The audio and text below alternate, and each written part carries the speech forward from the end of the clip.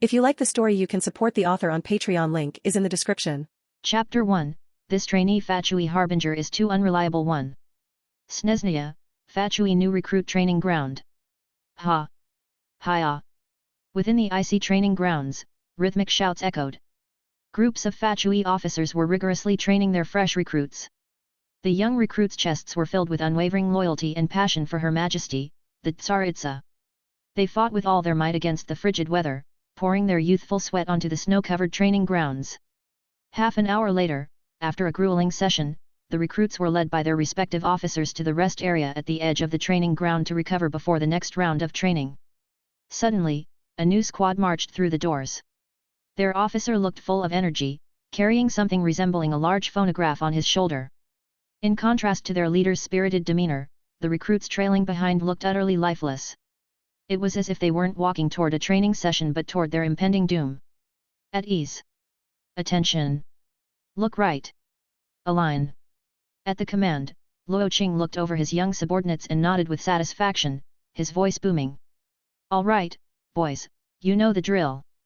Warm up first. Form 4 lines, spread out. At Luo Qing's command, the soldiers reluctantly shifted into formation, lining up in 4 neat rows.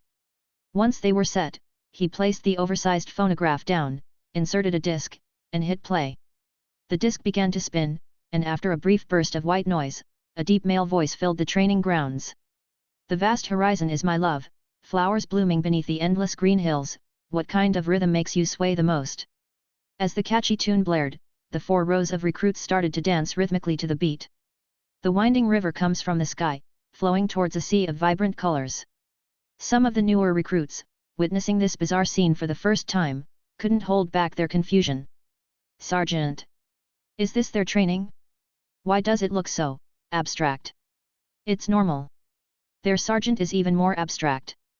Belov, who was observing the scene, lit a cigarette and sighed. Luo Qing was doing just fine before. Why, a month ago, did he suddenly go off the rails and start playing this abstract game? All right, boys. For Her Majesty's, long legs no, I mean, for Her Majesty's honor. Train hard, no slacking. I'll be keeping an eye on you. After the peculiar dance routine concluded, Luo Qing glanced at his system interface. Frustration value from Jaikar +1. Frustration value from Tamili +1. Frustration value from Nunaday +1.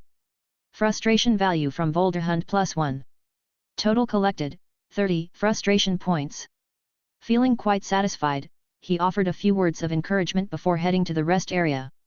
Luo Qing, you keep messing with them like this without proper training. If they go complain to child, you might not even get to keep your job as a training officer. Belov glanced at Luo Qing, who had ditched supervising to slack off in the rest area, and sneered while taking a drag from his cigarette. You just don't get it, Belov. In the freezing cold, you need to warm up before training. I'm doing them a favor. Now, hand me a cigarette. Unfazed, Luo Qing took the cigarette from Belov and watched his recruits from a distance while puffing clouds of smoke. By the way, did you hear the latest news from above? Belov asked casually. News? Luo Qing asked, confused. What news? Belov took another long drag and explained calmly. Since Child rose to his position, the Trainee Harbinger spot has been vacant. Word is they plan to pick another Trainee Harbinger soon to accompany Child to Liyue. A Trainee Harbinger? Is that a thing? You've been a training officer for years now, and you didn't know. Belov gave Luo Qing a disdainful look and continued. Becoming a Trainee Harbinger is the only way we have to move up the ranks. Child himself was promoted through this process. If you're selected, as long as you don't get yourself killed, there's a good chance you'll become a full-fledged Harbinger. I think after Child, it should be the 12th seat, right? You'd even get your own code name. Speaking of which, what code name would you pick if you were chosen? Code name, hey. Luo Qing thought for a moment. How about handsome rich guy? Frustration value from Belov +1. I can't have a normal conversation with you. Belov shook his head, extinguishing his cigarette.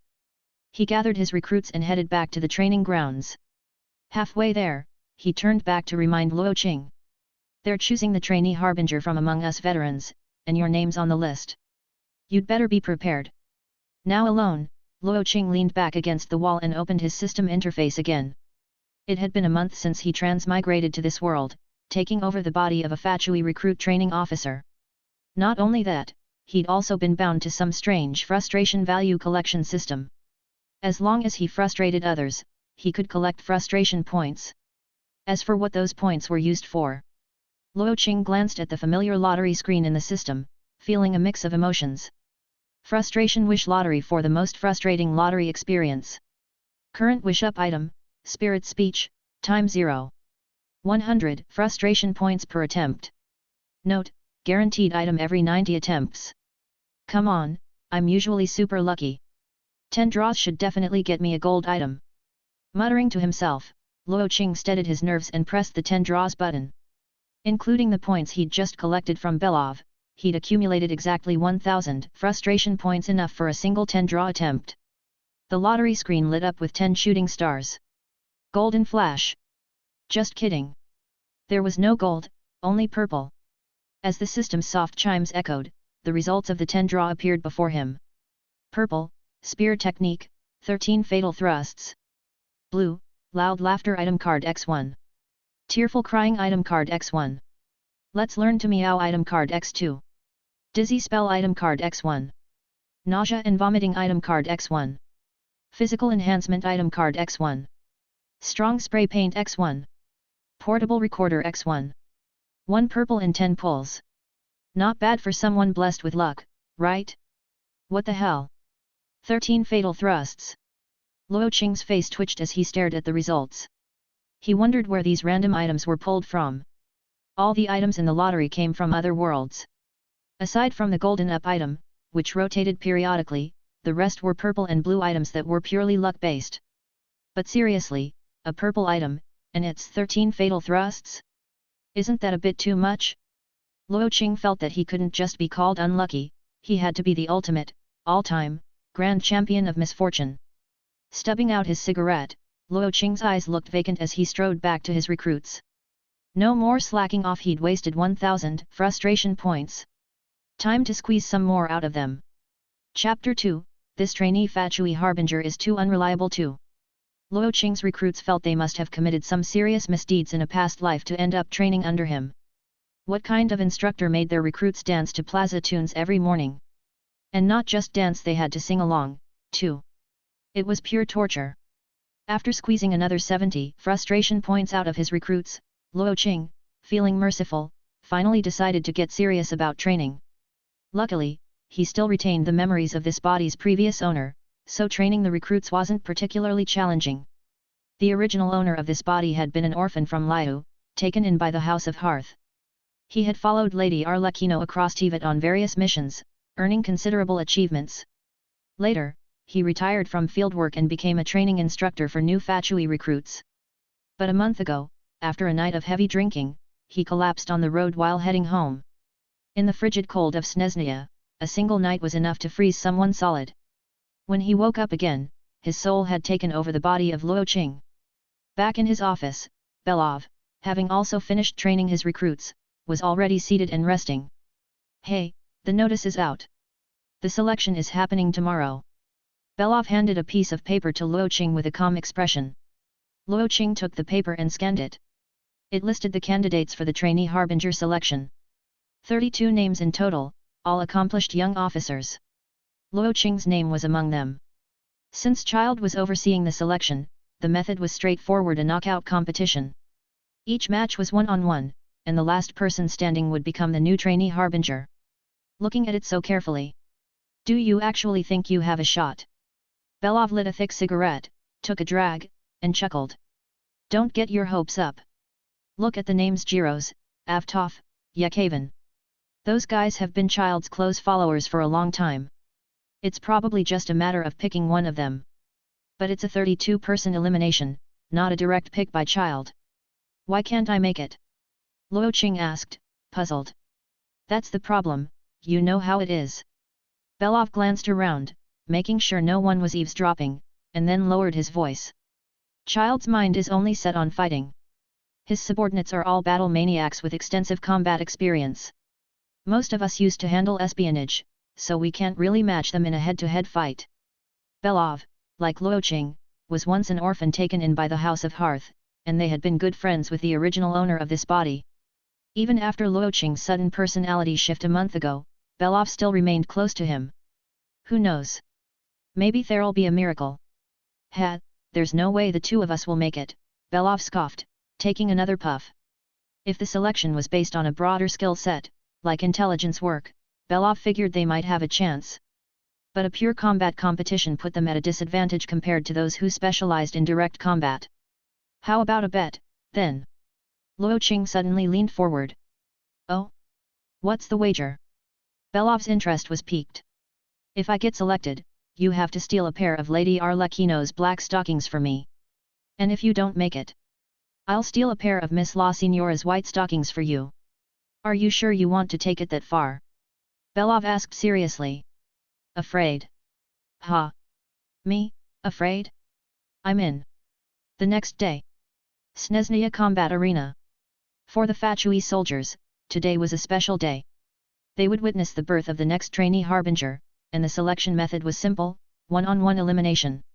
For the battle-hardened people of Snezhnia, it was the perfect format. The enormous arena was already packed, filled with Fatui military personnel. Among them were fresh recruits and seasoned veterans alike, all eagerly awaiting the selection's start. Watching these intense duels was meant to ignite the soldiers' fighting spirit, so Child had ordered all available Fatui soldiers to attend, hoping to inspire them. Lord Child, here's the match schedule. If everything is in order, you may begin the announcement. From the central viewing platform, a staff member handed Child the schedule. 32 contestants, and 5 victories would decide the next trainee Harbinger. To simulate the unpredictability of real combat, Child had compressed the selection into a single day. Which meant, to become the trainee Harbinger, one had to win 5 consecutive matches in a single day, a severe test of endurance and battle skills. Child took a glance at the schedule. Everything was in order, so he stepped to the front of the central platform and announced loudly. Comrades, the selection begins now. There was no need for a grand opening speech.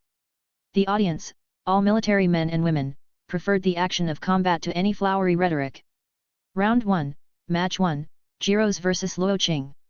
The announcer's voice echoed through the speakers. Down below, Luo Qing, who had just arrived at the arena, was stunned to hear his name called first. Well, congrats, Luo Qing. Looks like you're about to be eliminated in the first round. Belov clapped Luo Qing on the shoulder, unable to suppress his grin. Don't forget Miss La Signora's white stockings. I want the authentic pair. Jiros, his opponent, was one of Child's hand-picked warriors. He had fought Abyss Heralds before and had a wealth of combat experience. Belov doubted Luo Qing could last 10 rounds against someone like Jiros. Just watch closely, Luo Qing sneered, shoving Belov's hand aside as he stepped onto the arena. On the opposite end, Jiros hoisted his massive thunder hammer and strode to his position. Jiros towered over Luo Qing, nearly 2 heads taller. It was like an adult facing a child. From the viewing platform, Child watched his own warrior, Jiros, enter the arena with a satisfied smile, eagerly awaiting the match to begin. Little guy, I'd suggest you surrender now. One swing of my hammer, and you might not survive, Jiros taunted, eyeing Luo Qing's slender frame. Jiros, have you ever truly laughed from your heart? Luo Qing casually walked over to the weapons rack by the arena's edge, selecting a standard-issue spear. He took a quick look at the loud laughter item card in his system inventory and spoke to Jiros with a strange glint in his eye. Of course. And you're about to see it. Jiros tightened his grip on his thunder hammer, ready to strike. The referee, seeing both combatants prepared, shouted, "Let the selection begin." Jiros reacted instantly, lunging forward with his hammer as soon as the word begin left the referee's lips. Meanwhile, Luo Qing remained perfectly still, his gaze calm as he watched Jiros charge. He mentally activated the loud laughter item card. Loud laughter item card forces the target into uncontrollable laughter for 5 minutes. Note, effect varies based on the target's mental strength. Mid-run, Jiros suddenly felt an overpowering urge to laugh. He wanted to howl with laughter. And to the spectators' astonishment, he burst into uncontrollable laughter, charging at Luo Qing with his thunder hammer while laughing hysterically. The audience erupted in confusion.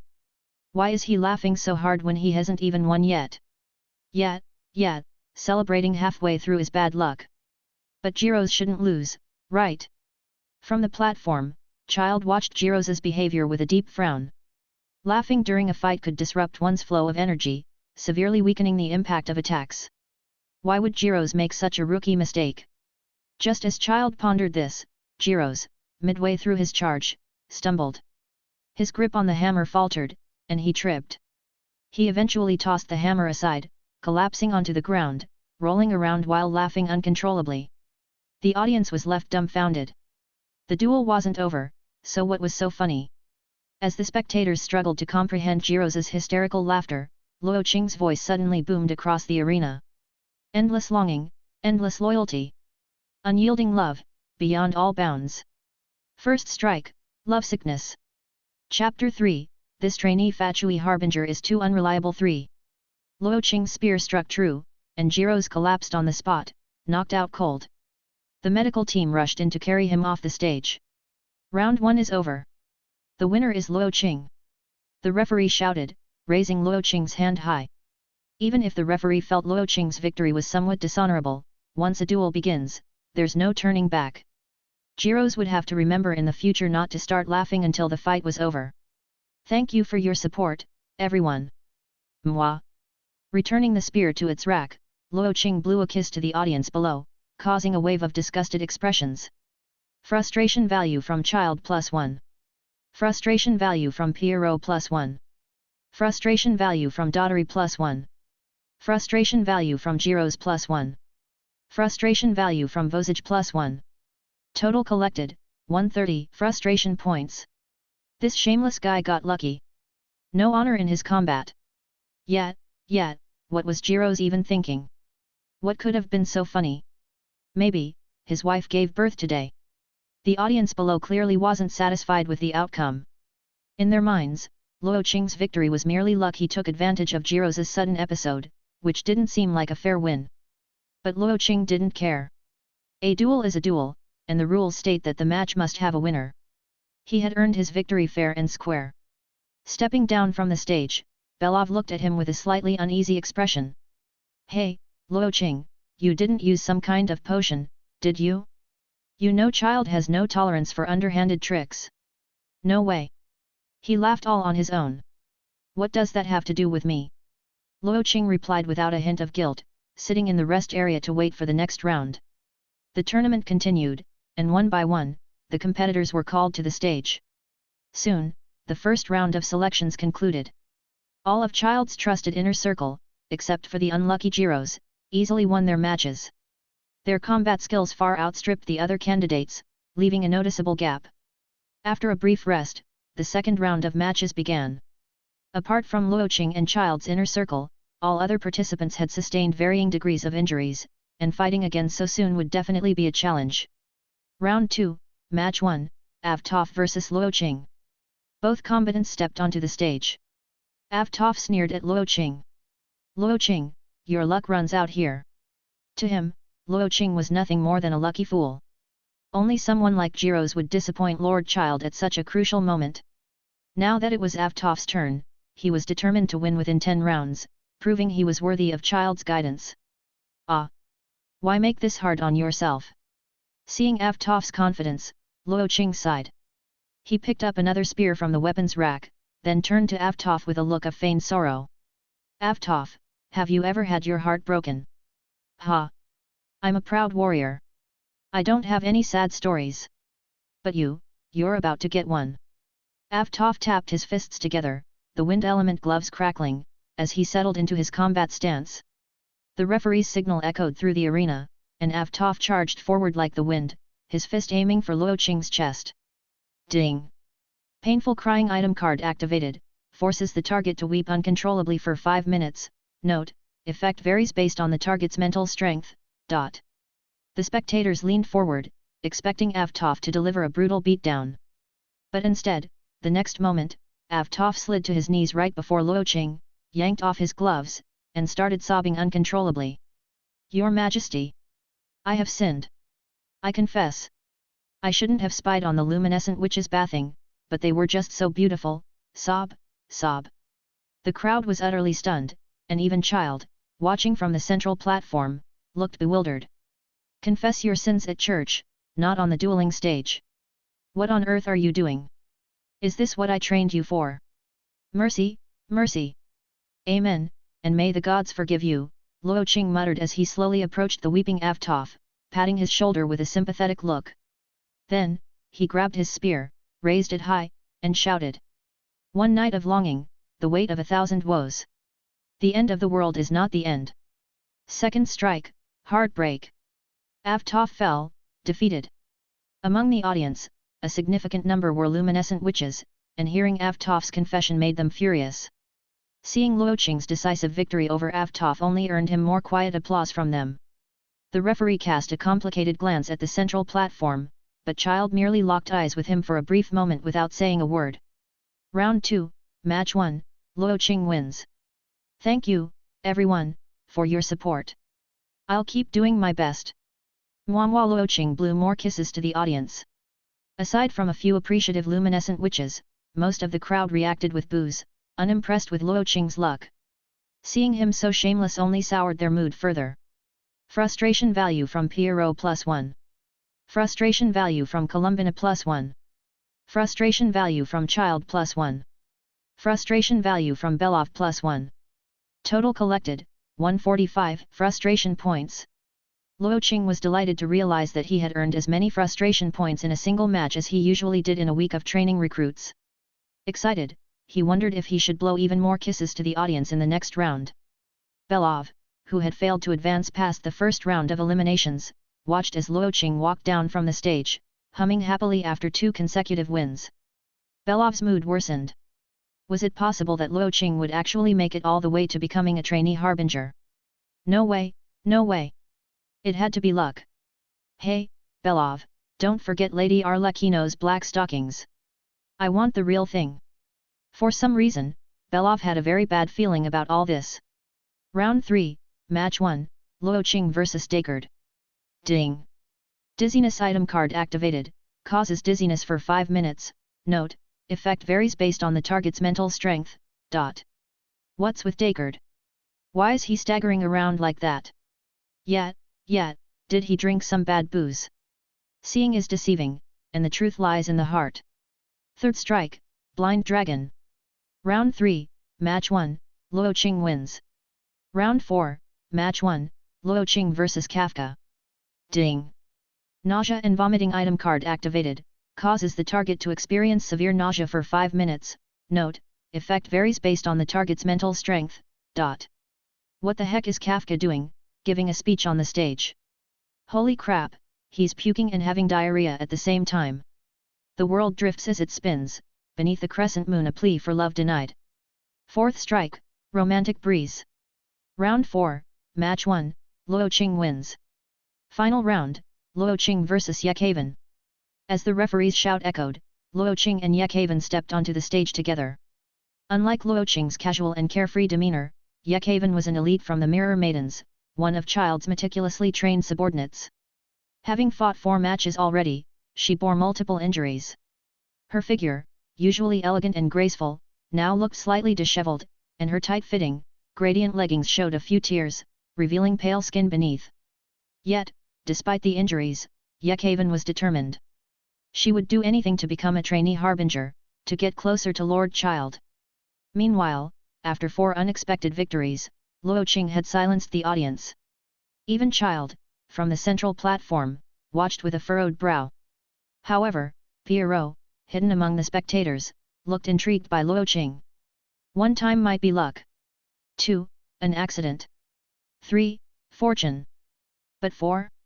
He didn't believe Luo Qing's success was mere coincidence. Luo Qing, I know you've been playing tricks, but you'll see I'm not like Jiro's and the others. Your little ploys won't work on me. Yehaven summoned deep blue prisms with a flick of her hands, poised for the referee's signal. A lady shouldn't be so competitive. It won't look pretty on you. Humph. I'll worry about that after I've flattened you. The moment the referee gave the start signal, Yehaven's hands blurred, summoning prisms around Luo Qing. Light shimmered from the prisms, hinting at the construction of a powerful illusion. The audience, who had long been waiting for someone to challenge Luo Qing without incident, were thrilled. Finally, someone who might put Luo Qing in his place. But their anticipation was short-lived. Yehaven remained frozen in place, her eyes locked on Luo Qing's, her body tense as if enduring some invisible force. So, a mental attack. I knew it. Jiro's and the others wouldn't have lost for no reason. Meow. What did you do, meow? Don't hold back. Singing it out will make you feel better. Luo Qing didn't even bother raising his spear, leisurely walking towards Yehaven. Ding! Let's learn to meow item card activated, forces the target to sing the song Let's Learn to Meow for 5 minutes, note, effect varies based on the target's mental strength, To his surprise, Yehaven's mental resilience allowed her to resist for a moment, but it wasn't enough. Yehaven had 1,000 curses for Luo Qing, but as he approached, she could no longer contain herself. The audience grew impatient, wondering why Yehaven remained still. Suddenly, her expression shifted, and despite the blindfold she wore, everyone could sense her forced smile. Let's learn to meow together meow meow meow meow meow being all cute in front of you oh meow meow meow meow meow. Yehaven began singing, playfully mimicking cat paws with her hands. The crowd was once again left in utter confusion. Isn't this supposed to be a battle? Why is she singing and acting all cutesy? Although, she did sound pretty cute. Since Yehaven was a woman, Luo Qing decided not to use the same aggressive tactics he employed earlier.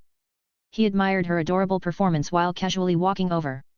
He gently wrapped an arm around her slim waist, guiding her off the stage with surprising gentleness. According to the tournament rules, leaving the stage meant forfeiting. And that gesture sent the audience into an uproar once more. That bastard touched her. How dare he? No respect at all. She's the beauty of the Mirror Maidens. How could he even dare? T/N, KK Kafka?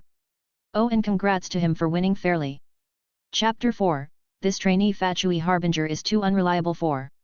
After guiding Yehaven off the stage, Luo Qing returned to the center of the arena, his eyes fixed on the referee. The referee met Luo Qing's gaze, incredulous. You don't seriously expect me to declare your victory, do you? This entire match had been so absurd that the referee couldn't make the final decision. He looked toward the central platform at Child, the one with the final say. If Child didn't approve, then even if Luo Qing won, it wouldn't mean anything. Child watched Luo Qing, who was blowing kisses to the audience from the center of the stage, feeling a bit conflicted. He had expected an exciting battle, but instead, he got a performance of Let's Learn to Meow. As he hesitated on what to do, a deep voice spoke behind him. Let it be him. Lord Pierrot? But he. Child trailed off. As someone passionate about battle, he wanted his future comrade to be someone who fought their way up with blood and sweat. His abilities are interesting, wouldn't you agree? Pierrot smiled. After watching these 5 matches, he felt he had a grasp of Luo Qing's capabilities. The ability to manipulate emotions and perceptions was precisely what the Fatui needed. Let it be him. Bring him to me later. With that, Pierrot turned and vanished into the shadows. Yes, Lord Pierrot. After Pierrot left, Child gave a reluctant nod towards the stage. With Child's silent approval, the referee finally dared to raise Luo Qing's hand and loudly announced. I declare that the winner of this Trainee Harbinger selection is Luo Qing. The crowd erupted in a chorus of boos. They were soldiers, after all, and believed in proving one's worth through combat. Luo Qing's opponents had each acted bizarrely during their duels, which made his victory feel undeserved. However, the final decision rested with Child. If he hadn't accepted Luo Qing's victory, it would have been meaningless, no matter how many matches Luo Qing won. Now that Child hadn't objected, it meant he recognized Luo Qing's win. After blowing more kisses to the audience, Luo Qing finally descended from the stage. He was surprised to find that the entire selection had netted him a total of 560 frustration points, enough for 5 pulls in the lottery. But he decided to save up for a full 10 pull instead. You really did it. Belov's face was a mixture of disbelief and irritation. Even if he could go back in time, he never would have guessed that Luo Qing would actually win and become the Trainee Harbinger. I did warn you, Belov, Luo Qing said with a grin, patting his friend's shoulder before walking away without a backward glance. Don't forget Lady Arlecchino's stockings. I want them worn. Frustration value from Belov +1. Belov watched Luo Qing's retreating figure, his expression blank with confusion. I heard that Lady Arlecchino is out on a mission. Maybe there's still a chance. The selection of a trainee harbinger didn't end with simply declaring the winner. After Luo Qing's victory announcement, the referee escorted him out of the arena and toward the Fatui's headquarters. Master Luo Qing, please change into these clothes.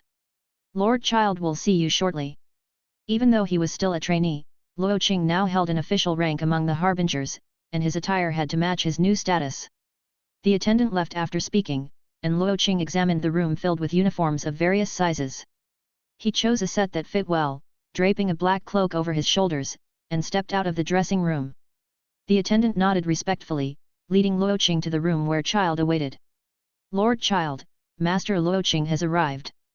Thank you. You may leave.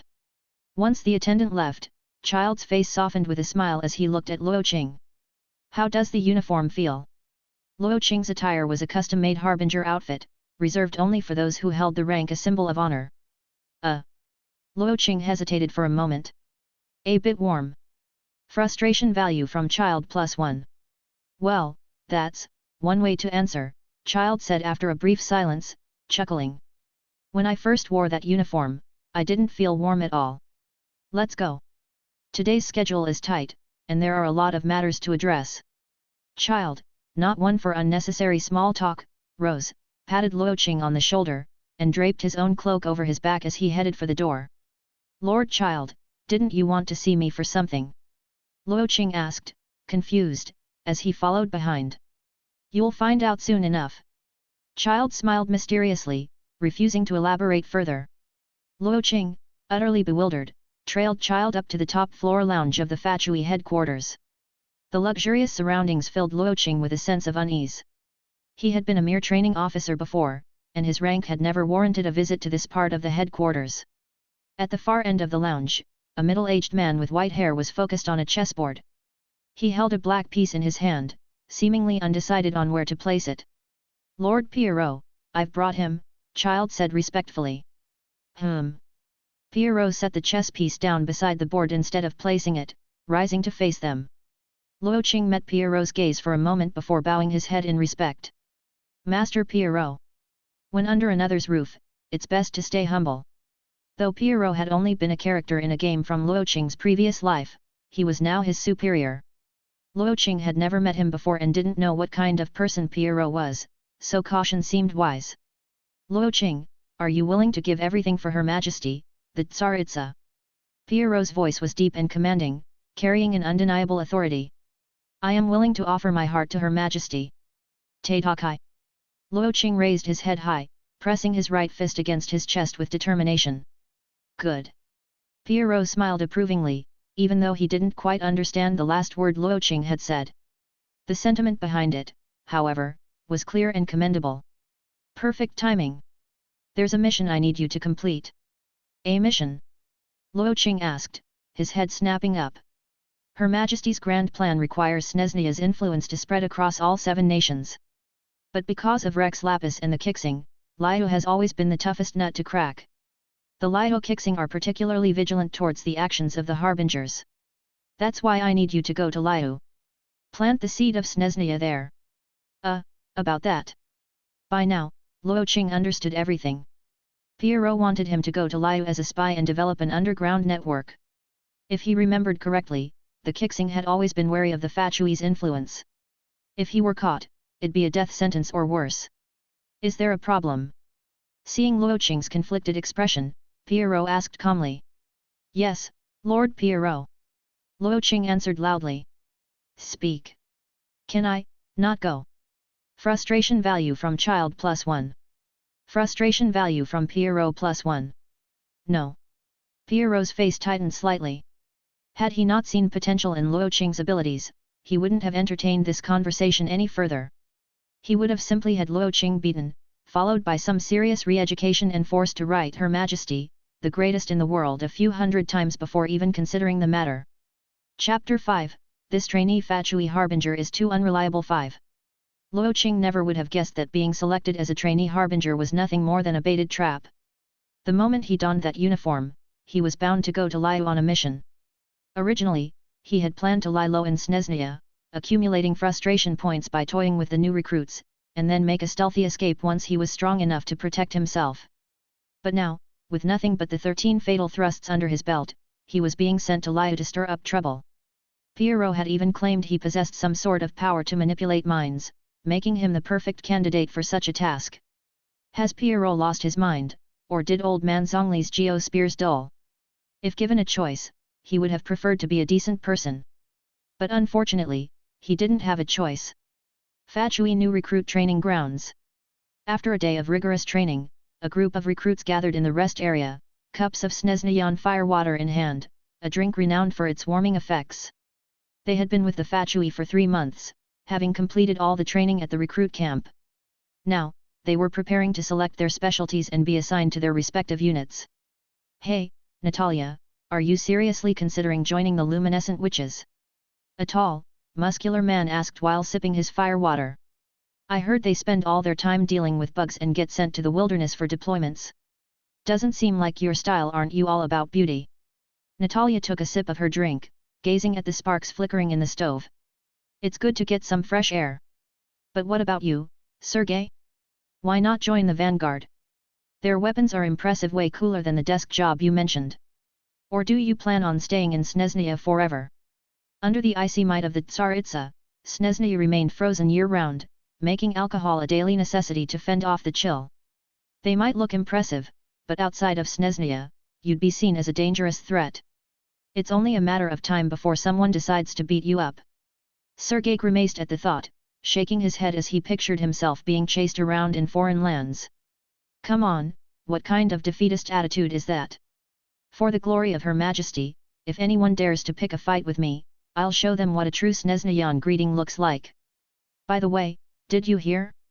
The instructor was selected as a trainee harbinger and will be heading to Liyue." The conversation was interrupted by a thinner man named Igor, who had been listening quietly. "Isn't that good news, Igor? We should toast to that." Sergei clapped Igor on the back with a hearty laugh. 3 months ago, they had joined the Fatui with dreams of glory, inspired by their loyalty to the Tsaritsa. Then, on their second day, they met instructor Luo Qing, who quickly shattered those fantasies. Even now, they still didn't understand why Luo Qing insisted they dance to plaza music before every training session. And worse, they had to sing along. "Dear Archons," it was a song Luo Qing recorded himself, not terrible, but certainly unforgettable. "But I heard, he might be taking a few of us with him," Igor muttered nervously. The moment those words left his mouth, all 3 of them went rigid, as if they'd heard the most dreadful news imaginable. Going to Liyue, with instructor Luo Qing? Oh, heavens above, what could be worse? "Igor, let's change the topic to something happier." Cough, cough, instructor Luo Qing. "What a surprise to see you here." Natalia jumped up, hastily hiding her cup behind her back. Hearing that Luo Qing was there, both Igor and Sergei quickly stood, tossing their cups aside. Luo Qing, draped in a black cloak, made his way through the snowy training grounds and stopped in front of them. "Good evening, instructor Luo Qing." The 3 recruits saluted in unison. Luo Qing nodded. "How good? Frustration value from Igor +1. Frustration value from Natalia +1. Frustration value from Sergei +1. If you can't give me a satisfactory answer, I'll have to severely punish you for drinking firewater on the training grounds." Luo Qing's voice was calm, but his threat was clear. The 3 exchanged nervous glances, unsure of how to respond. 3, 2. Reporting, Instructor Luo Qing. "As good as Her Majesty's long legs." Igor's expression was dead serious. He remembered how Luo Qing often slipped up, talking about working hard for the Tsaritsa's long legs, so he figured this answer was foolproof. "Excellent. I like that answer. You pass." Luo Qing smiled in satisfaction, sat down next to the stove, and removed his cloak. Natalia, ever attentive, took the cloak, folded it neatly, and hung it up while refilling Luo Qing's cup, standing respectfully by his side. "Instructor Luo Qing, what brings you here tonight?" Sergei asked cautiously. "Oh, I have 2 pieces of news for you, one good, and one bad. Which would you like to hear first?" Luo Qing asked with a smile. The bad news. The bad news is that in 2 days, I'll be heading to Liyue. I won't be back in Snezhnia for quite some time." "Oh, that's truly unfortunate." "Yes, I might actually cry, thinking about not seeing you for so long, instructor. Yeah, it's really a shame. The three of them exchanged sorrowful glances, their faces marked with exaggerated sadness. Instructor Luo Qing, what about the good news? Igor asked, trying to sound hopeful. The good news is, I'm taking the three of you with me. Luo Qing gave Igor a friendly pat on the shoulder as if asking, aren't you excited? The three recruits looked like they'd been struck by lightning. It felt less like Luo Qing was taking them to Liyue and more like he was leading them to the gallows. Frustration value from Igor plus 10. Frustration value from Natalia plus 10. Frustration value from Sergei plus 10. Instructor Luo Qing, isn't that a bit inappropriate? Yeah, we've only just finished our training. We might not be ready for such a big responsibility. Right, what if we end up dragging you down? We'd feel terrible about it. Despite their reluctance, they couldn't afford to show it, so they put on faces of false gratitude. It's fine. I don't mind. The three were on the verge of tears. You may not mind, but we do. Can't you just leave us behind? Your performance in the recruit camp has been exemplary. I'm sure this mission will go smoothly, Luo Qing said, downing his fire water in one gulp. He stood and draped the cloak back over his shoulders. His reason for bringing them along was simple, to provide a steady source of frustration points. The Fatui's presence in Liyue was limited, mostly stationed secretly in the wilderness. There was no way he could start troubling the people of Liyue right away. It would be far easier to mess with his own comrades. By the way, I've already submitted your names. We'll be departing from the port in 2 days, heading to Liyue harbor. So, make sure to wrap things up here in Snezhnia. With those words, Luo Qing patted their shoulders and disappeared into the snow-covered training grounds. The three recruits stood there, staring at the stove, their expressions as lifeless as condemned men who had just received their death sentence. Chapter 6, This Trainee Fatui Harbinger is Too Unreliable 6. Port of Snezhnia. Although the Liyue Qing and the Fatui often clashed, trade between the two nations remained unaffected. In fact, the Northland Bank of Snezhnia was thriving in Liyue, becoming an essential part of Liyue's economy. The Qing kept a close eye on any Fatui activities within Liyue, so Luo Qing's official role wasn't as a trainee harbinger. Instead, he would be the new branch manager of the Northland Bank in Liyue. The plan to obtain Mondstadt's and Mo Archon's gnosis had progressed smoothly, and they were nearing the final phase. The next target was Liyue's Geo Archon's gnosis. However, due to Rex Lapis's overwhelming power, the Fatui's strategy was to make preparations in advance and avoid a direct confrontation. Luo Qing was the vanguard, sent to further infiltrate Liyue's power structure and assist Child and La Signora in recovering the Geonosis. According to Pierrot, this was a test. If Luo Qing performed well, the 12th seat would be his. But Luo Qing couldn't shake the feeling that Pierrot was just dangling a carrot in front of him. The horn signaling the ship's imminent departure blared across the docks. Luo Qing stood at the edge of the pier, unmoved, as if waiting for someone. Behind him, the three unlucky recruits looked dejected, still wondering what they had done to deserve such a punishment. To be fair, being taken to Liyue by Luo Qing wasn't entirely a bad thing. Their military rank had instantly risen from mere recruits to the direct subordinates of a harbinger. They answered only to Luo Qing himself. Apart from the harbingers and the Tsaritsa, they could disregard anyone else's orders. If Luo Qing became a full-fledged harbinger by the end of this mission, their standing within the Fatui would rise with him. They might even get the chance to meet Her Majesty herself.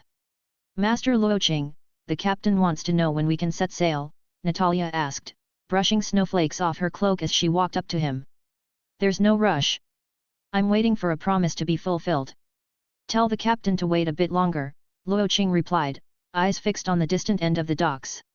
Understood. Natalia nodded slightly, relayed the message to the captain, and returned to stand with the other two recruits. Natalia, who's Master Luo Qing waiting for? Is it family? Sergei asked curiously. I thought he was from the House of Hearth, didn't they say he has no family? Igor muttered. Natalia shrugged, Master Luo Qing mentioned a promise that hasn't been fulfilled. He's probably waiting for someone specific. Could it be that Master Luo Qing has someone he loves? Maybe he wants to see her one last time, Sergei speculated boldly. Yeah, that makes sense. Master Luo Qing might be a bit odd, but he's definitely better looking than the other instructors. Standing a few paces ahead, Luo Qing's forehead twitched as veins pulsed in irritation. The three recruits seemed to think they were speaking quietly enough that Luo Qing couldn't hear them. Little did they know, he was already considering what lesson to teach them once they were on the ship. They dared to gossip about him right in front of him? Had they forgotten everything they learned in the recruit camp? Just as the trio was speculating about Luo Qing's mysterious lover, wondering about her figure and whether she had long legs, a hulking man with a scruffy beard approached from the distance. Sergei's face fell with disappointment. Oh, it's just Instructor Belov. How boring. Natalia smirked. Could it be that Master Luo Qing and Instructor Belov are involved? Igor nodded in agreement. It's possible. After all, they've always been close. Didn't they even share the same cigarette once? As they eagerly debated whether Luo Qing was the dominant partner or not, Belov reached into his coat and pulled out a small, ornate box. He took a long drag from his cigarette, his voice rough. The items inside. Luo Qing accepted the box, opening it just a crack. Inside lay a neatly folded pair of black stockings. The slight creases in the fabric hinted that they had once been worn. It should be authentic. Luo Qing, who had grown up in the House of Hearth, was very familiar with Arlecchino's usual outfits. The style and design were unmistakable. Genuine. He closed the box and tucked it carefully inside his cloak, as if it were a precious treasure. Just as he was about to leave, he paused and asked. You didn't wash them, right? Nope, kept them just as they were. Good. Luo Qing turned to go, and Belov called out from behind. Don't you dare die in Liyue, you hear? Without looking back, Luo Qing waved his hand dismissively. Don't worry, I plan to live a long life. Seeing Luo Qing turn, the three recruits immediately straightened up, standing at attention with serious expressions. Luo Qing's gaze swept over them, making a mental note to deal with them once they were on the ship. There were no grand farewell parades, nor any private conversations with influential figures. Luo Qing and his three subordinates boarded the merchant ship bound for Liyue. To travel from Snezhnaya to Liyue by sea required almost circling half of Teyvat. Even with favorable winds, the journey would take several months. Luo Qing had no intention of wasting that time. Most of the people traveling with them were legitimate Snezhnayan merchants, unaware of his true identity. Therefore, to avoid drawing too much attention, Luo Qing decided it would be best to torment the three recruits he had brought with him. As the ship left Snezhnaya's port, the land soon vanished from sight, replaced by endless waves. So, we're really leaving our homeland. I wasn't ready. Yet, who knows when we'll return. I haven't even had a girlfriend yet, and now I'm off to Liyue. Ah, Master Luo Qing. Are you here to get some fresh air too? The three recruits were standing on the deck, sharing their homesickness, when Luo Qing strolled out of his cabin, looking refreshed. He had locked himself in his cabin ever since they boarded, so they assumed he had just come out to stretch his legs. You three seemed to be having a lively chat back at the dock, Luo Qing said, his tone casual. The three immediately tensed, realizing that Luo Qing had likely overheard them. Natalia. Present. From what I heard earlier, it seems like you think I'm a dominant type. Frustration value from Natalia +1. Igor. Present. It sounded like you believe I enjoy having Belov in compromising positions. Frustration value from Igor +1. Go get your weapons. Yes, sir. The three recruits scrambled to the cabin, returning with the standard Snezhnayan spears that Luo Qing had instructed them to bring. Standing side by side on the deck, their actions caught the attention of several curious Snezhnayan merchants who had come up for fresh air. The recruits exchanged puzzled looks, wondering why Luo Qing had them bring such unfamiliar weapons. There's an old saying in Liyue, when in Rome, do as the Romans do. To adapt to life in Liyue, I'm going to teach you a spear technique from that region. It's called the 13 Fatal Thrusts. Soon, the ship's deck echoed with the synchronized chanting of the three recruits. Endless longing, endless yearning. Boundless love, beyond all limits. T/N, ERM Actually it's when in Liyue, do as the Liyuans do. What is Rome? Gomu. Chapter 7, This Trainee Fatui Harbinger is too unreliable 7. Liyue Harbor, Jade Chamber. Towering above all, floating high in the sky, the Jade Chamber was the residence of the Tianquan of the Liyue Qixing, the very heart of Liyue's economy. Rumor had it that countless secrets of wealth were hidden within, tempting merchants to spend fortunes for just a chance to step foot inside and have an audience with the Tianquan. Such was the power of the Tianquan star, the symbol of Liyue's prosperity and strength. On the six-sided stone platform outside the palace, Ningguang, the Tianquan, looked down upon the bustling lives of Liyue's citizens. One hand delicately rested on her pipe as she stood with a quiet grace.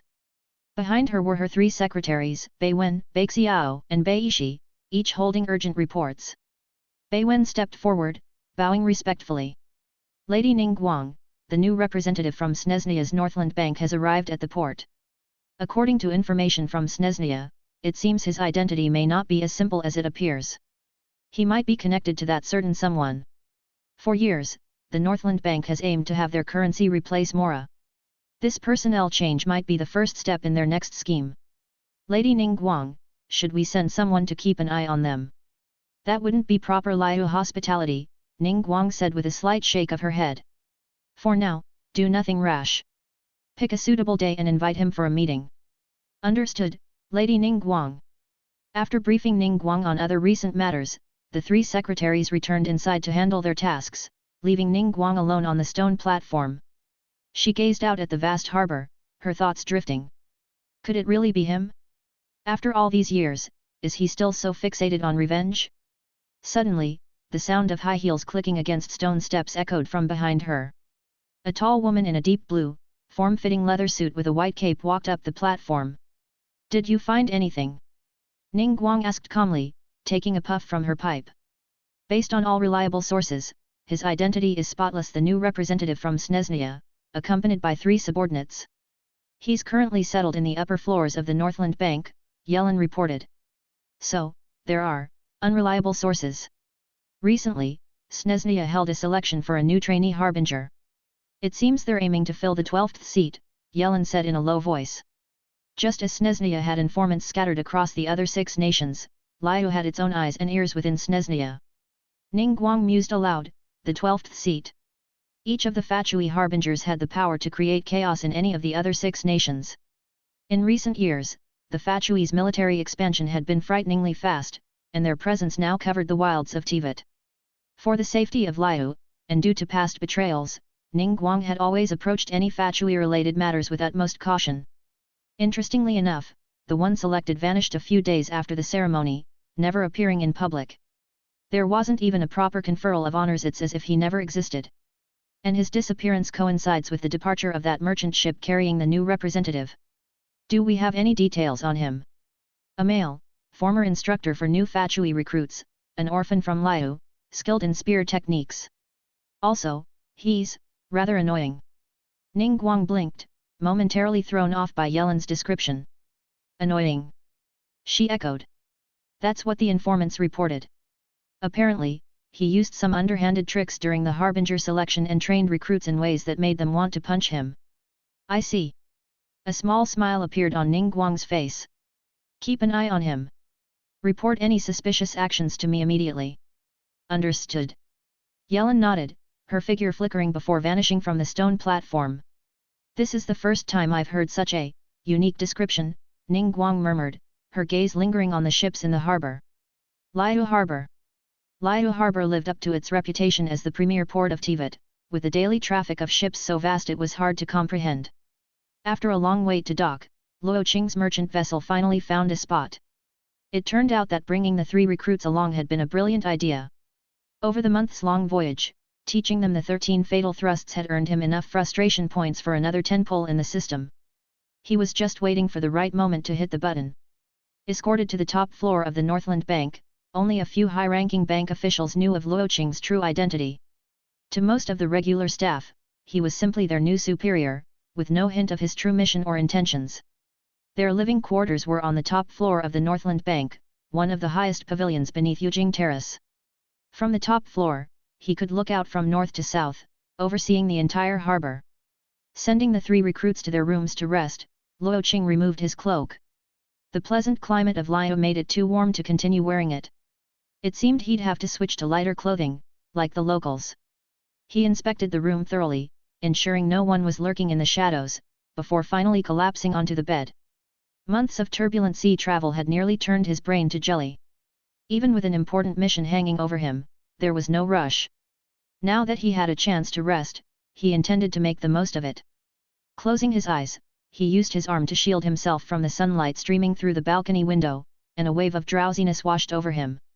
Just as he was about to fall asleep, a sudden chill on his back jolted him awake. He sat up, staring towards the balcony. Who's there? Rushing out to the balcony, he scanned the direction of Yujing Terrace, seeing nothing but the wooden pavilions and green-tiled roofs, and the occasional bird flying by. No sign of anyone. Fast escape. As a seasoned intelligence agent from the House of Hearth, Luo Qing had a sharp instinct for tracking and being tracked. He was certain someone had been watching him from outside the balcony. Already being monitored? Looks like Liyue's intelligence network is top-notch, he muttered to himself. Just as he turned to head back inside, a thought struck him, and he stepped back out onto the balcony. Use the Let's Learn to Meow Together item card. Select target, Natalia, Igor, Sergei, Li Hua, Han Mimi. Yelan. The system allowed him to target any individual within a 10-meter radius for an item card, with potential targets appearing on his screen. In a sense, the system's item cards also acted like a radar, revealing who was nearby. Knew it, you haven't left yet. Standing on the balcony, Luo Qing called out, I know you're there. If you don't show yourself, don't blame me for what happens next. Seconds passed in silence, with no response. Meanwhile, atop the green-tiled roof just above Luo Qing's balcony, Yelan sat casually with one arm propped under her chin, watching him with a bemused expression. Did this Snezhniyan really think he could fool anyone with such a childish trick? How naive! Below, Luo Qing shouted again, I've already warned you. Don't make me do it. Yelan chuckled, thinking, go ahead, I dare you. What can you possibly do? But what happened next caught her completely off guard. Wait, why do I suddenly feel like singing? Let's learn to. In her confusion, her lips moved on their own, and she started to sing. Oh no, I've been caught. Realizing something was wrong, Yelan attempted to flee, but it was too late. Luo Qing vaulted onto the roof, landing directly in front of her. Meow, meow, meow. Frustration value from Yelan plus 10. Chapter 8, This Trainee Fatui Harbinger is too unreliable 8. A full rendition of Let's Learn to Meow takes 3 minutes and 29 seconds. Excluding the 18 seconds for the intro and outro, there are 3 minutes and 21 seconds of actual singing. Luo Qing's item card effect lasted for 5 minutes. If the target's mental resilience was weaker than his own, they'd end up singing the song twice. But Yelan, known for being an elusive presence within the Ministry of Civil Affairs, possessed an extraordinary willpower. Luo Qing's item card only affected her for 2 minutes. Yet those 2 minutes were more than enough for Luo Qing to do plenty. In the upper floor of the Northland Bank's pavilion, at a square tea table made of refined sandwood, Luo Qing and Yelan sat facing each other. As a newly captured Liyue prisoner of war, Luo Qing was quite satisfied with his prize. He was ready to interrogate her, to forcefully extract the reason she was spying on him. On the opposite side of the table, Yelan knelt with her hands and toes bound by thumb cuffs, her gaze locked onto Luo Qing with a mix of rage and frustration. Never in her life did she expect to be captured by Luo Qing in such a humiliating manner, let alone be forced to punch the air with cat paws while singing such an embarrassing song. Those 2 minutes were the most agonizing moments of her life. Speak. Who are you, and why were you spying on me? Of course, Luo Qing knew exactly who she was, but he had to play the fool to avoid revealing his own knowledge. Yelan remained silent in the face of his question, her fingers straining subtly against the cuffs, attempting to break free. Noticing her movement, Luo Qing chuckled coldly. I wouldn't bother. The more you struggle, the tighter those cuffs will get. If you keep this up, your slender fingers will be ruined from lack of blood flow. And don't even think about using elemental energy, these cuffs block elemental power. I'm sure you've noticed that already. Luo Qing stood and circled around Yelan, putting on an air of authority. So, why not just tell me who you are and why you were watching me? Maybe I'll even let you go if you're honest. Finally getting a chance to play the villain, Luo Qing was going to enjoy it to the fullest. Seeing Yelan's steadfast expression, as if she were ready to sacrifice herself for her mission, made his heart race with excitement. Is this the thrill of being a villain? Ah, it felt fantastic. So, still not talking? Impressive. Don't blame me, then. He waited, but Yelan remained silent, refusing to say a word. Luo Qing nodded slightly, then called out towards the door. If you three keep eavesdropping, I'll make you regret it. Suddenly, there was a scurry of footsteps outside the door. Natalia, you stay. Come in, Luo Qing commanded. One set of footsteps abruptly stopped. After a moment, the door creaked open, and Natalia, with her blonde hair and blue eyes, entered. She was just as tall as Yelan, wearing an awkward smile. Master Luo Qing, you called for me. Come in. I have a task for you. Natalia hesitated, glancing at Yelan who knelt at the tea table, her posture revealing every elegant curve. Wow, this Liyue woman's figure is stunning. Master Luo Qing, you could handle this on your own. Do you really need me here? Why yes, sir. Regretting her decision to join the two men in eavesdropping earlier, Natalia reluctantly stepped into the room, shutting the door behind her. Yelan's gaze shifted from the two of them, her eyes filled with defiance. Master Luo Qing, what exactly do you want me to do? Natalia's nervous glance fell once more upon Yelan. Does Master Luo Qing enjoy threesomes? Hiss. Stand behind her, Luo Qing ordered. Understood. Natalia obeyed, moving to stand behind Yelan. Due to the thumb cuffs on her toes, Yelan's shoes had been removed. Now, I'll ask you one last time. Why were you spying on me? Luo Qing's voice was cold, his eyes sharp as he issued what seemed like a final ultimatum. Even Natalia felt a chill down her spine. She had never seen Luo Qing so serious before. But Yelan merely sneered, remaining silent. Fine, impressive determination. Natalia. Yes, Master Luo Qing. Tickle her feet. Why yes, what? Natalia froze, thinking she must have misheard. Did I stutter? And no, you were clear. Then hurry up and do it. Yes, sir. Natalia had been bracing herself for something much darker, maybe even a life-or-death situation, but Luo Qing's command was, to tickle? Even after arriving in Liyue, it seemed that Master Luo Qing was still as quirky as ever. Following orders, Natalia's cold fingers slowly reached Yelan's bare soles. Despite Yelan's frequent fieldwork, the vision granted her a perfect physique. Her feet were immaculate, soft and smooth, without the calluses of a normal warrior. Luo Qing had already noticed this when he bound her toes. And why didn't he do the tickling himself? He feared Yelan would kill him someday for it. Meanwhile, Yelan couldn't help but scoff internally. She'd never heard of a torture method involving foot tickling. She'd survived countless perilous missions. This was nothing to her. But the moment Natalia's fingers brushed against her sensitive soles, a wave of unbearable ticklishness shot through her body. Before long, Yelan's expression began to change, her eyes twitching, glaring daggers at Luo Qing. Some people are naturally immune to tickling, but Yelan was clearly not among them. Frustration value from Yelan +1+1+1+1. Master Luo Qing, is this pressure good? Natalia asked, fingers gently working Yelan's feet. Perfect, keep going. I'll be right back. Seeing that Yelan's face was already contorting, Luo Qing nodded in satisfaction and walked over to his pile of luggage. As he rummaged through it, he casually added. Oh, and Natalia, try tickling her armpits too. Yes, Master Luo Qing. After a few moments, Luo Qing returned, cradling a chimera in his hands. He placed it on the tea table, not saying a word, simply watching Yelan's growing discomfort. Around 30 minutes passed. By now, Yelan's face was a study in strained emotion. Struggling against the relentless tickling had left her cheeks flushed, sweat dripping from her brow, staining her thighs. Tears glistened in the corners of her eyes as she gasped for breath, chest rising and falling with each ragged exhale. She still glared defiantly at Luo Qing, though. Not bad at all. You managed to hold out until now. Luo Qing admired her resolve, nodding approvingly. Tickling might sound childish, but it was a legitimate interrogation method. Prolonged tickling could lead to incontinence or even death by laughter if taken far enough. All right, that's enough, Natalia. You can stop. Yes, Master Luo Qing.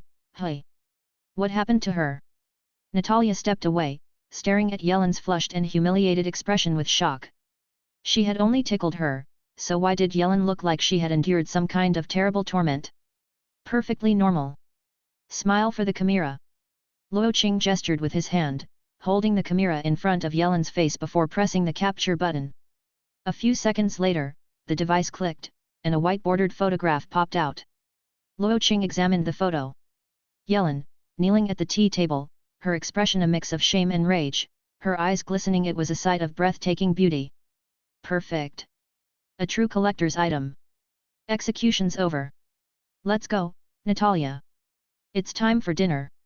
Luo Qing pocketed the photo, shot a final glance at Yelan, and walked out of the room with Natalia in tow. Once they had left, Yelan glared in their direction before turning to the tea table. Amidst the porcelain teaware lay a small, delicate key. She knew all too well what it was, the key to her cuffs. With Luo Qing's skill, there was no way he could have accidentally left it in plain sight. He must have done it on purpose. Is he trying to help me? Her mind raced with possibilities, but first, she had to get out and report everything to Lady Ningguang. Whatever the case, her mission came first. Chapter 9, This Trainee Fatui Harbinger is Too Unreliable. 9. By the time Luo Qing returned to his room, it was empty. Yelan was long gone. Master Luo Qing, that woman escaped. Natalia gasped. I'm not blind. Stop making such a fuss. But, Master Luo Qing, she was such a beauty. Isn't it a shame to just let her go like that?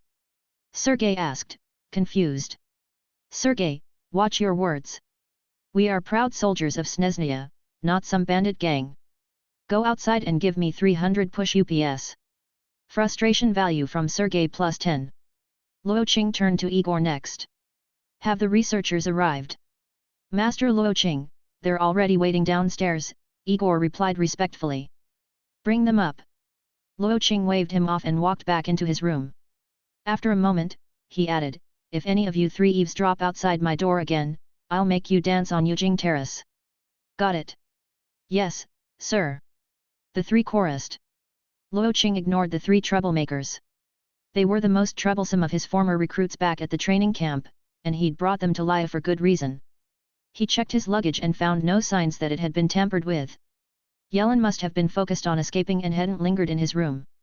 Remembering her unwavering expression, Luo Qing knew he wouldn't have gotten any information from her, no matter how long he had Natalia tickle her. He had a good idea why she was there, so there was no point in pressing further. He'd given her an out, hoping they wouldn't cross paths again. Otherwise, it wouldn't be just a photo for the scrapbook next time. Soon, there was a knock at the door. Come in. At his command, several Fatui scholars entered the room. Greetings, Master Luo Qing. I am Ovalo, the head of the Fatui Research Division in Liyue. The leader bowed politely. We have been informed of your mission by the headquarters in Snezhnia. Until Master Child arrives, we are at your full disposal. The Fatui's influence spanned across the 7 nations, not for mere spectacle, but to gather any information or objects beneficial to Snezhnia. Whether they hailed from the Archon War or the Kenria Cataclysm, the Fatui would claim them if they proved useful. Their research institutes existed for precisely this purpose. Artifacts from Kenria or ancient mechanisms left behind by the Adepti, all of these fell under their purview. All right, Ovalo. Did you bring what I requested? Luo Qing asked calmly. Yes. Ovalo gestured to one of his assistants, who stepped forward with a small box and placed it on the table before Luo Qing. Opening it, he presented its contents. This is the newly recreated Forbidden Talisman. It should possess almost the same power as the original, but whether it will work against that individual's creations has yet to be confirmed. Is that because you are too afraid to test it yourselves? Luo Qing chuckled, picking up the talisman to examine it closely. It was inscribed with ancient Liyue script in cinnabar ink, with Adepti energy faintly pulsing between the runes. Impressive that you managed to harness Adepti energy. How many of Liyue's hidden ruins did you plunder for this? He asked, a teasing edge to his voice. Well, about that. Liyue is, after all, an ally. Don't push things too far, Luo Qing warned with a smile. Of course, Master Luo Qing. We understand, Ovalo replied, bowing deeply. Good. You're dismissed. I'll test this thing out myself. Understood. We'll take our leave. Once the researchers were gone, Luo Qing went to the balcony. He wasn't worried about Yelan returning for a sneak attack. No, this was something more important. It was time for his second 10 pull. He needed a spot with good feng shui to try his luck. Single pull, 100 points / 10 pull, 1000 points, current frustration points, 1083. Heaven and earth, hear my plea. Grant me a golden miracle. Luo Qing chanted dramatically, pressing the 10 pull button with a flourish. 10 meteors streaked across his system interface. This time, surely it's gold. Just kidding. Still only purple.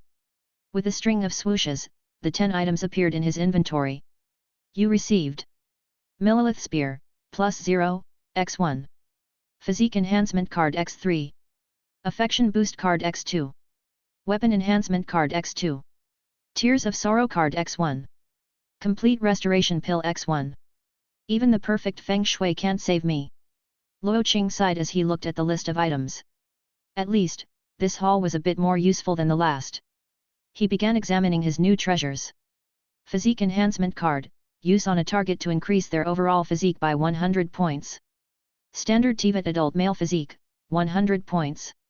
Affection Boost Card, use on a target to increase their affection for the host by 10 points. Maximum Affection, 100. Weapon Enhancement Card, increases a weapon's enhancement level by +1. Complete Restoration Pill, heals all injuries of a target, restoring them to peak condition. Definitely more practical than the last batch. Luo Qing nodded approvingly, turning his attention to the only purple item he received, the Millilith Spear. Once the standard weapon of the ancient Millilith, this spear was crafted from the rock shards of Guyun stone forest. It was said to pierce anything, even dragon scales. With Adepti blessings, units of Millilith soldiers once used these spears to destroy demons and slay gods. However, after the Archon War, the Millilith's capabilities had dwindled, and fewer soldiers were able to wield the Millilith spear. The standard weapon of today's Millilith had become the lighter, more practical white tassel spear. Of course, the Millilith spear Luo Qing acquired wasn't quite the same. His version could be enhanced. Checking the details, Luo Qing noted that a single enhancement would boost the weapon's stats by 10%. With a maximum of +20, this meant he could potentially double its effectiveness. Since he had it now, it wouldn't make sense to leave it in his inventory. With a thought, the Millilith spear materialized in Luo Qing's hand. Thud. The spear slipped from his grip, landing heavily on the mahogany floor with a dull thud. He couldn't lift it. Wow, this thing's really that heavy, he muttered, eyeing the slight indentation it had made in the hardwood. No wonder the modern Millilith didn't use it anymore. For anyone else, that might be the end of the story. But Luo Qing wasn't just anyone. He had cheats. With another mental command, he used all 4 physique enhancement cards at once. A rush of power surged through him, his muscles and senses sharpening instantly. 4 enhancement cards meant he now had 5 times the strength of a normal Teyvat adult male. In terms of raw physicality, strength, reflexes, endurance, he had reached the level of a seasoned vision wielder. Grasping the spear's handle again, Luo Qing gave it a gentle tug. This time, he lifted it effortlessly. Chapter 10, This Trainee Fatui Harbinger is Too Unreliable. 10. Late night, Jade Chamber. Under the dim glow of the lanterns, Ning Guang leaned on one hand, her other delicately holding Liyue's recent development plans. Her gaze was focused, yet tinged with a trace of fatigue. In just a short while, the annual rite of dissension would take place, and she had to ensure all preparations were in order well in advance. It was the most important day of the year, the day when the Geo Archon revealed himself to guide Liyue for the year to come. Every citizen of Liyue would be watching the ceremony, so there could be no room for error. This year, it was Ning Guang's turn to host the ceremony and receive the oracle. Everything had gone smoothly last year when Yuheng Keqing had presided over the rite, and Ning Guang had no intention of letting any mishaps occur under her watch. Yet, the Fatui from Snezhnia were making their moves at such a critical time. She couldn't help but feel uneasy. Were they aiming to disrupt the rite? The enemy lay hidden in the shadows while she stood in the light. Any mistakes during the ceremony wouldn't just provoke discontent among Liyue's people, even the Adepti of Guyun Karst might ridicule her for it. Back so soon? Ning Guang closed the planning documents and glanced behind her. Emerging from behind the screen painted with mountain and river landscapes, Yelan approached slowly. It seems he's not as simple as we thought. One look at Yelan's expression, and Ning Guang could tell she must have been thwarted by that man. There were traces of tears at the corner of Yelan's eyes, a faint blush on her cheeks, and a look of indignant frustration. Could it be she was teased? Yelan spoke in a low voice. He has a strange ability, he can control someone's body. Control their body. Ning Guang's eyes scanned Yelan up and down, a hint of doubt in her gaze. So Yelan's embarrassed expression was because he controlled her body, and then? He captured me, but then deliberately let me go. I'm not sure what his intentions were. He didn't do anything else? No interrogation, for example? Ning Guang asked suddenly. Anyway, all the traits Snezhnia mentioned match him. It's likely he's the newly appointed Fatui Trainee Harbinger, Yelan said, her face tinged with a hint of red as she avoided answering Ning Guang's question directly. A Harbinger coming to Liyue in secret instead of through official diplomatic channels, and hiding his true identity. Ning Guang mused. It seems I'll have to meet him myself soon, she said, her gaze serious as she looked back at the right of dissension plan on her desk. No matter what, she couldn't let anyone jeopardize the right. Since you've been discovered, stop following him for now. Look into this instead. Ning Guang pulled a report from a stack of documents and handed it to Yelan. The cover reads Snezhnia's Cultural Research Division in Liyue. This is? Yelan asked, accepting the report and carefully reading its contents. It contained various pieces of intelligence about the research division. There are rumors they've been investigating the sigil of permission. You know how dangerous that could be. If possible, see that it's destroyed. Understood, Yelan replied, slipping the file into her coat before vanishing behind the screen. After Yelan left, Ning Guang glanced back at the right of dissension plans and called out toward the doorway. Beishi. Yes, Lady Ning Guang? What are your orders? Came the immediate response. Make the necessary arrangements. I want to meet with the new manager of the Northland Bank tomorrow at the Jade Chamber. Tell him it's to discuss future business opportunities. Understood. The next morning, Luo Qing had stayed up late the night before, expecting Yelan to come seeking revenge. Worried she might ambush him, he'd remained vigilant until the early hours, only falling asleep when he was sure she wouldn't return. He'd just woken up when there was a knock on his door. Master Luo Qing, there's someone here to see you downstairs, Natalia called respectfully from the other side. To see me? Luo Qing asked, rubbing his eyes. They said they're from the big house in the sky, Natalia replied. The Jade Chamber. Luo Qing blinked, puzzled. Yesterday he'd caught one of Ning Guang's spies, and now, they wanted to see him already? What was Ning Guang up to? Descending to the lobby of the Northland Bank, he found Beishi waiting for him. She had arrived early, expecting to quickly meet with the manager. Instead, a man named Igor had told her that his master typically slept until noon and that she was early. When she asked why they couldn't just wake Luo Qing up, Igor had explained that his master had decreed that even the Geo Archon himself couldn't disturb his sleep. Anyone who dared to wake him would face his wrath. If they interrupted Master Luo Qing's slumber, they'd be dancing on Yujing Terrace with poles by evening. After hearing that, Beishi's mood soured. This was an invitation from Lady Ning Guang. Liyue merchants would pay fortunes just for a chance to set foot in the Jade Chamber, yet this man dared to keep her waiting because he was sleeping? Anyone else wouldn't have dared to make her wait a second. She had other work to do. She couldn't afford to waste time here. My name is Luo Qing, manager of the Northland Bank in Liyue. Luo Qing yawned, looking relaxed.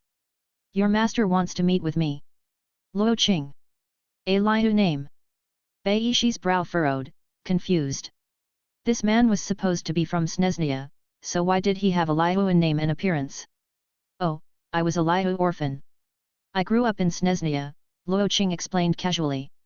My apologies, Mr. Luo Qing, Beishi said, her tone softening. Knowing he was originally from Liyue made her feel less antagonistic, and she found herself sympathetic to his story. After all, there were orphans everywhere in this world, even in the prosperous Liyue. Ning Guang's dream was to reduce their number until every family in Liyue was happy and whole. My name is Beishi, and I'm Lady Ning Guang's secretary. She would like to invite you to the Jade Chamber to discuss potential future cooperation between Liyue and the Northland Bank. Would Mr. Luo Qing have time to join her? Oh, I'd be delighted, Luo Qing said with a smile. But since it's Lady Ning Guang inviting me, I can't go empty-handed. Miss Beishi, would you mind waiting a moment while I prepare a gift? Of course. I can wait here, but please note that Lady Ning Guang has already prepared lunch for you.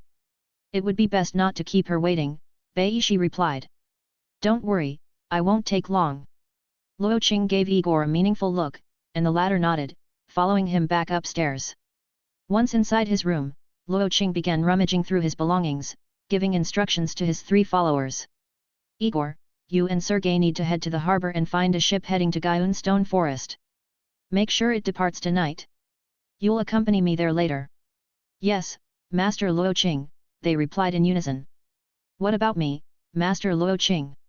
Natalia asked eagerly, raising her hand. You're coming with me to the Jade Chamber. I'll need you to back me up, Luo Qing said offhandedly. Frustration value from Natalia +1. Ugh, fine, Natalia sighed, her expression falling. Field missions could earn merits, while a diplomatic meeting was just a formality.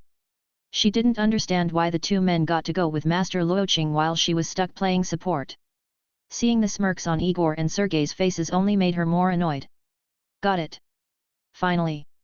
Luo Qing exclaimed, holding up a black disc he had found in his belongings with a satisfied grin. Master Luo Qing, you're going to use that as a gift. The trio gasped in unison. They knew exactly what it was. It was the very BGM they used to dance to back in the training camp, the one featuring Master Luo Qing's heartfelt singing. A good gift must come from the heart. Luo Qing flicked the disc with his finger, producing a crisp sound. He seemed utterly confident. Master Luo Qing, if I may speak frankly, aren't you worried this might cause a diplomatic incident? Igor asked hesitantly.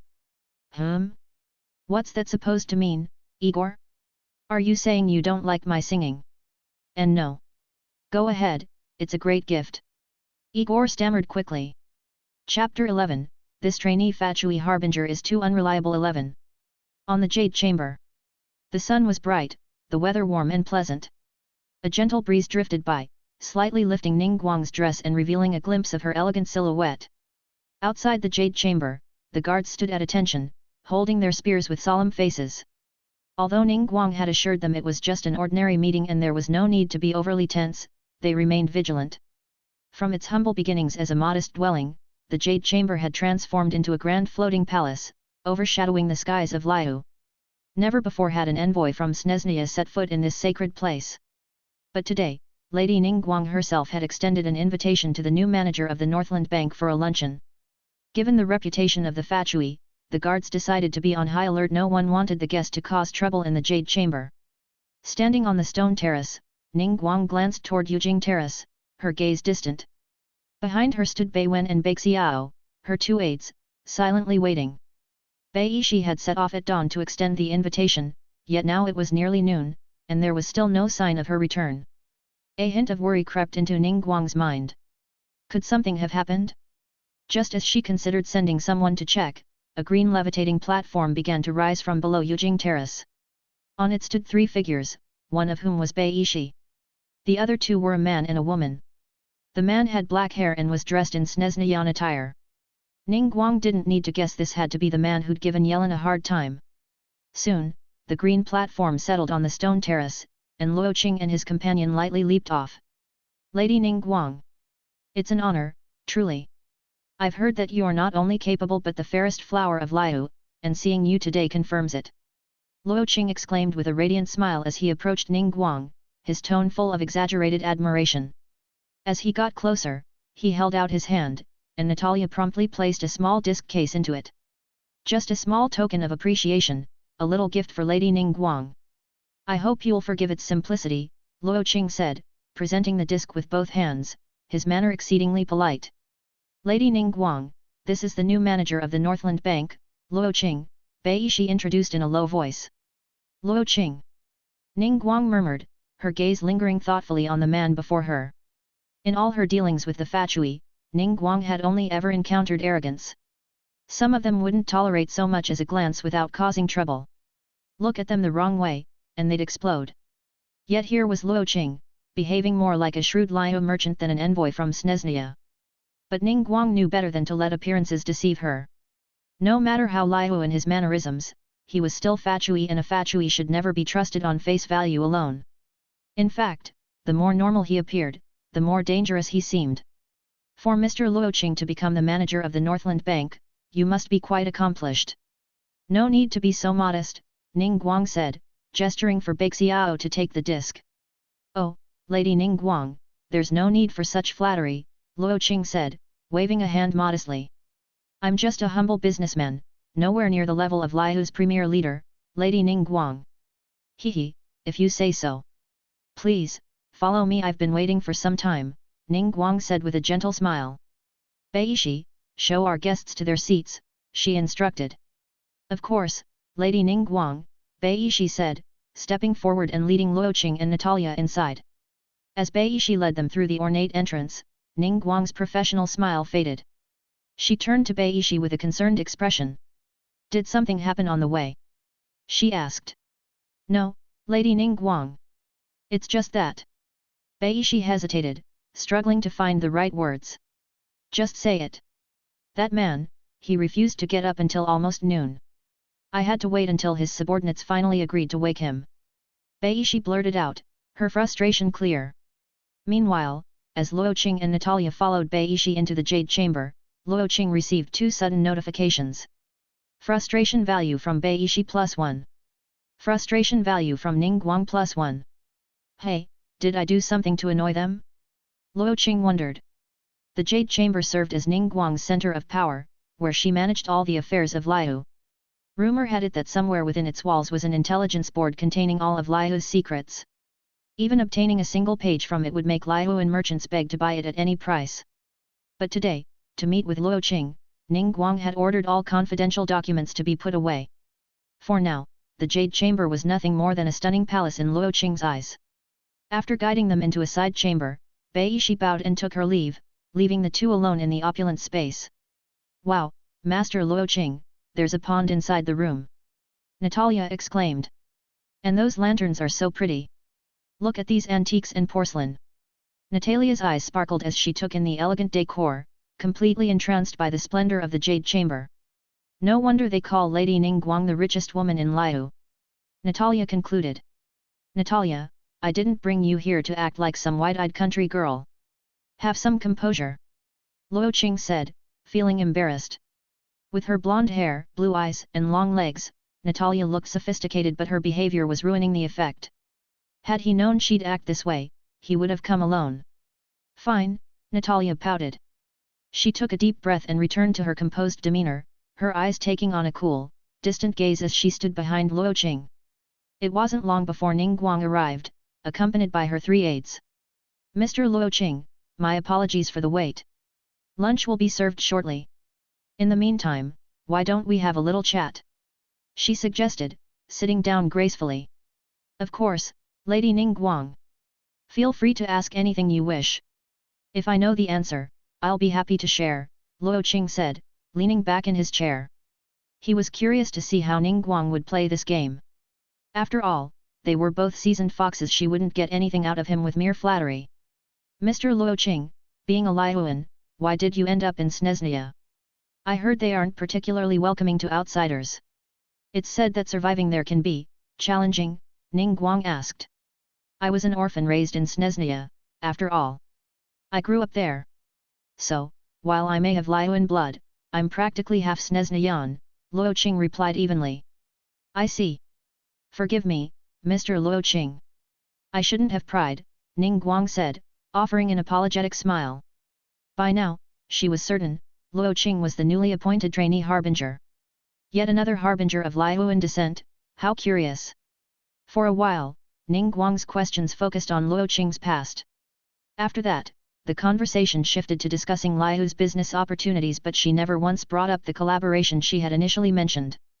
Luo Qing, having a background in intelligence work, saw through her intentions easily. It was clear she already suspected his true identity. Or perhaps she never truly believed he was just a bank manager in the first place. Why else would she have sent Yelan to shadow him the moment he arrived? Still, as long as Ningguang wasn't going to address it directly, he had no reason to confirm her suspicions. Feigning ignorance was the best strategy. Chapter 12, This Trainee Fatui Harbinger is Too Unreliable 12. After the lunch banquet. Following the luncheon, Ningguang had Luo Qing and his companion escorted back to the Northland Bank. She remained seated at her desk, replaying Luo Qing's odd responses in her mind. She had asked, Mr. Luo Qing, do you have any hobbies? I hear the people of Snezhnia are quite fond of drinking. Luo Qing's answer had been, indeed. I usually mix red, white and yellow wine with some Sprite and chug it down. She had followed with, "Are you finding Liyue to your liking? Anything that feels out of place?" And he'd responded, "Not at all. It feels just like home. Woohoo, let's go." Lastly, she'd inquired, "As the head of the Northland Bank, I assume you have quite a bit of insight into investment?" To which Luo Qing had replied, "Absolutely. Investing is a serious matter. I always go for the shiniest, greenest ones. The greener, the better." What kind of nonsense is this? For a moment, Ning Guang wondered if Luo Qing was simply mad. But then again, she reasoned, there had to be a method to his madness, or at least a purpose behind his words. She couldn't afford to let her guard down. Feeling a bit on edge, Ning Guang remembered the disc Luo Qing had gifted her. He had said it was a carefully prepared present, though she couldn't be sure if he was being sincere. "Baixiao, fetch the phonograph," Ning Guang instructed. "Lady Ning Guang, why the sudden interest in music?" Baixiao asked, pausing her work to retrieve the phonograph from a display cabinet. "Let's find out what he's so thoughtfully prepared," Ning Guang said, pressing her fingers to her temple and closing her eyes. Baixiao carefully set the phonograph on a side table, opened the case that Luo Qing had given them, wiped the disc, and slid it into the machine. Then, she gently pressed play. Suddenly, a loud and rugged male voice echoed through the jade chamber. "The vast horizon is my love, the flowers bloom at the foot of the green hills, what rhythm is the most swinging one?" This is what he considers a thoughtful gift. "Lady Ning Guang, he's clearly mocking you. These Fatui are all the same." Baixiao fumed, reaching out to stop the phonograph. "Wait, let's see what else is on it," Ning Guang said, her brows furrowed as she endured Luo Qing's slightly off-key singing filling the room. The song ended, and the phonograph's needle automatically clicked off. "Interesting," Ning Guang muttered, opening her eyes. Her expression was both stern and slightly irritated. Conclusion: the disc was pure nonsense. Given the usual arrogance of the Fatui, she'd thought Luo Qing might have hidden some secret information or message within the recording. How could the Tsaritsa appoint someone like him as a harbinger? She had clearly overestimated him. Meanwhile, as Luo Qing descended from the Jade Chamber's floating platform, his system notifications began to ping. Frustration value from Baixiao +1 +1 +1 +1 +1. Frustration value from Ning Guang +1 +1 +1 +1 +1. "Master Luo Qing, why are you smiling all of a sudden?" Natalia asked, noticing his amused expression. "Oh, nothing, just thought of something funny," Luo Qing replied. Dusk, South Wharf of Liyue. A massive three-masted ship with a dragon's head prow was docked, undergoing preparations for its next voyage.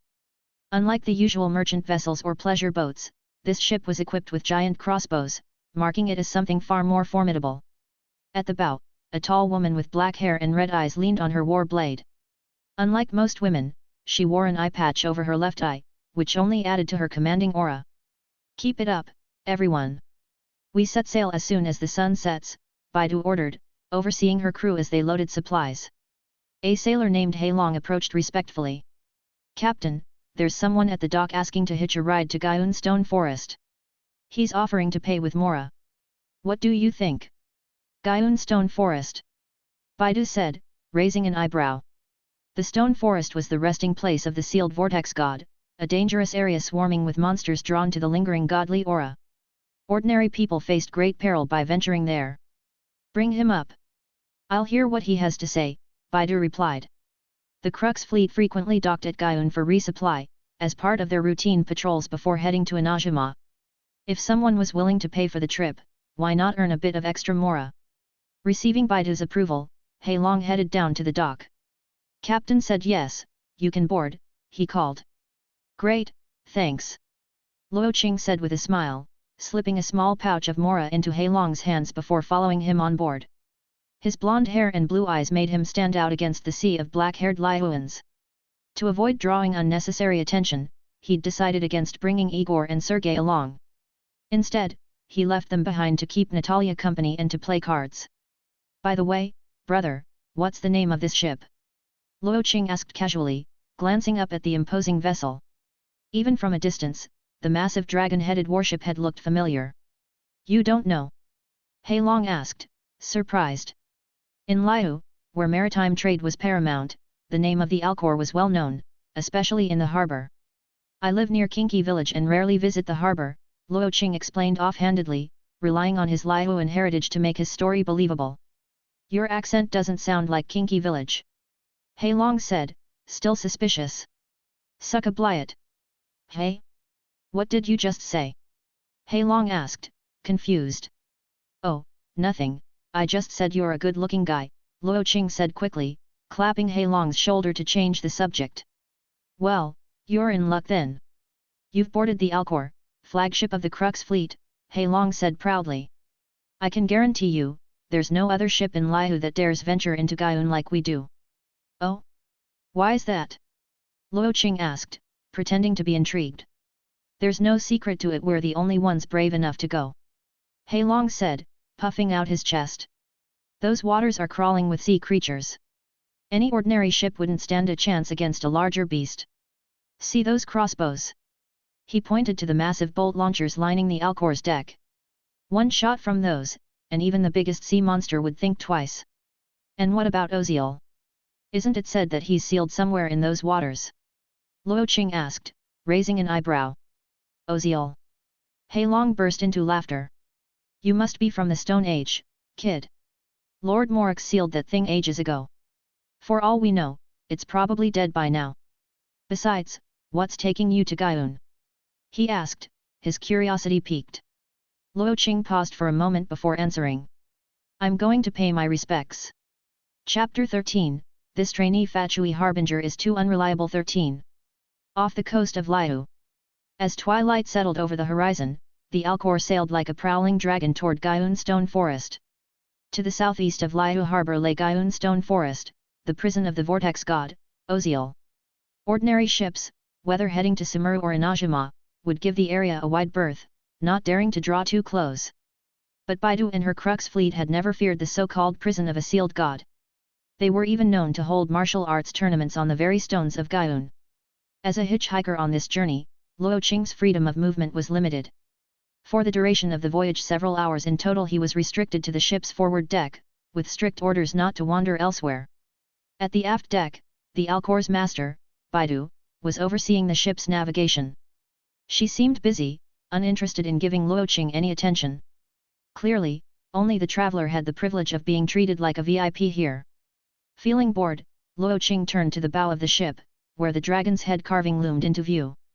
Sitting comfortably atop the dragon's head was a young man in a crimson sailor's outfit.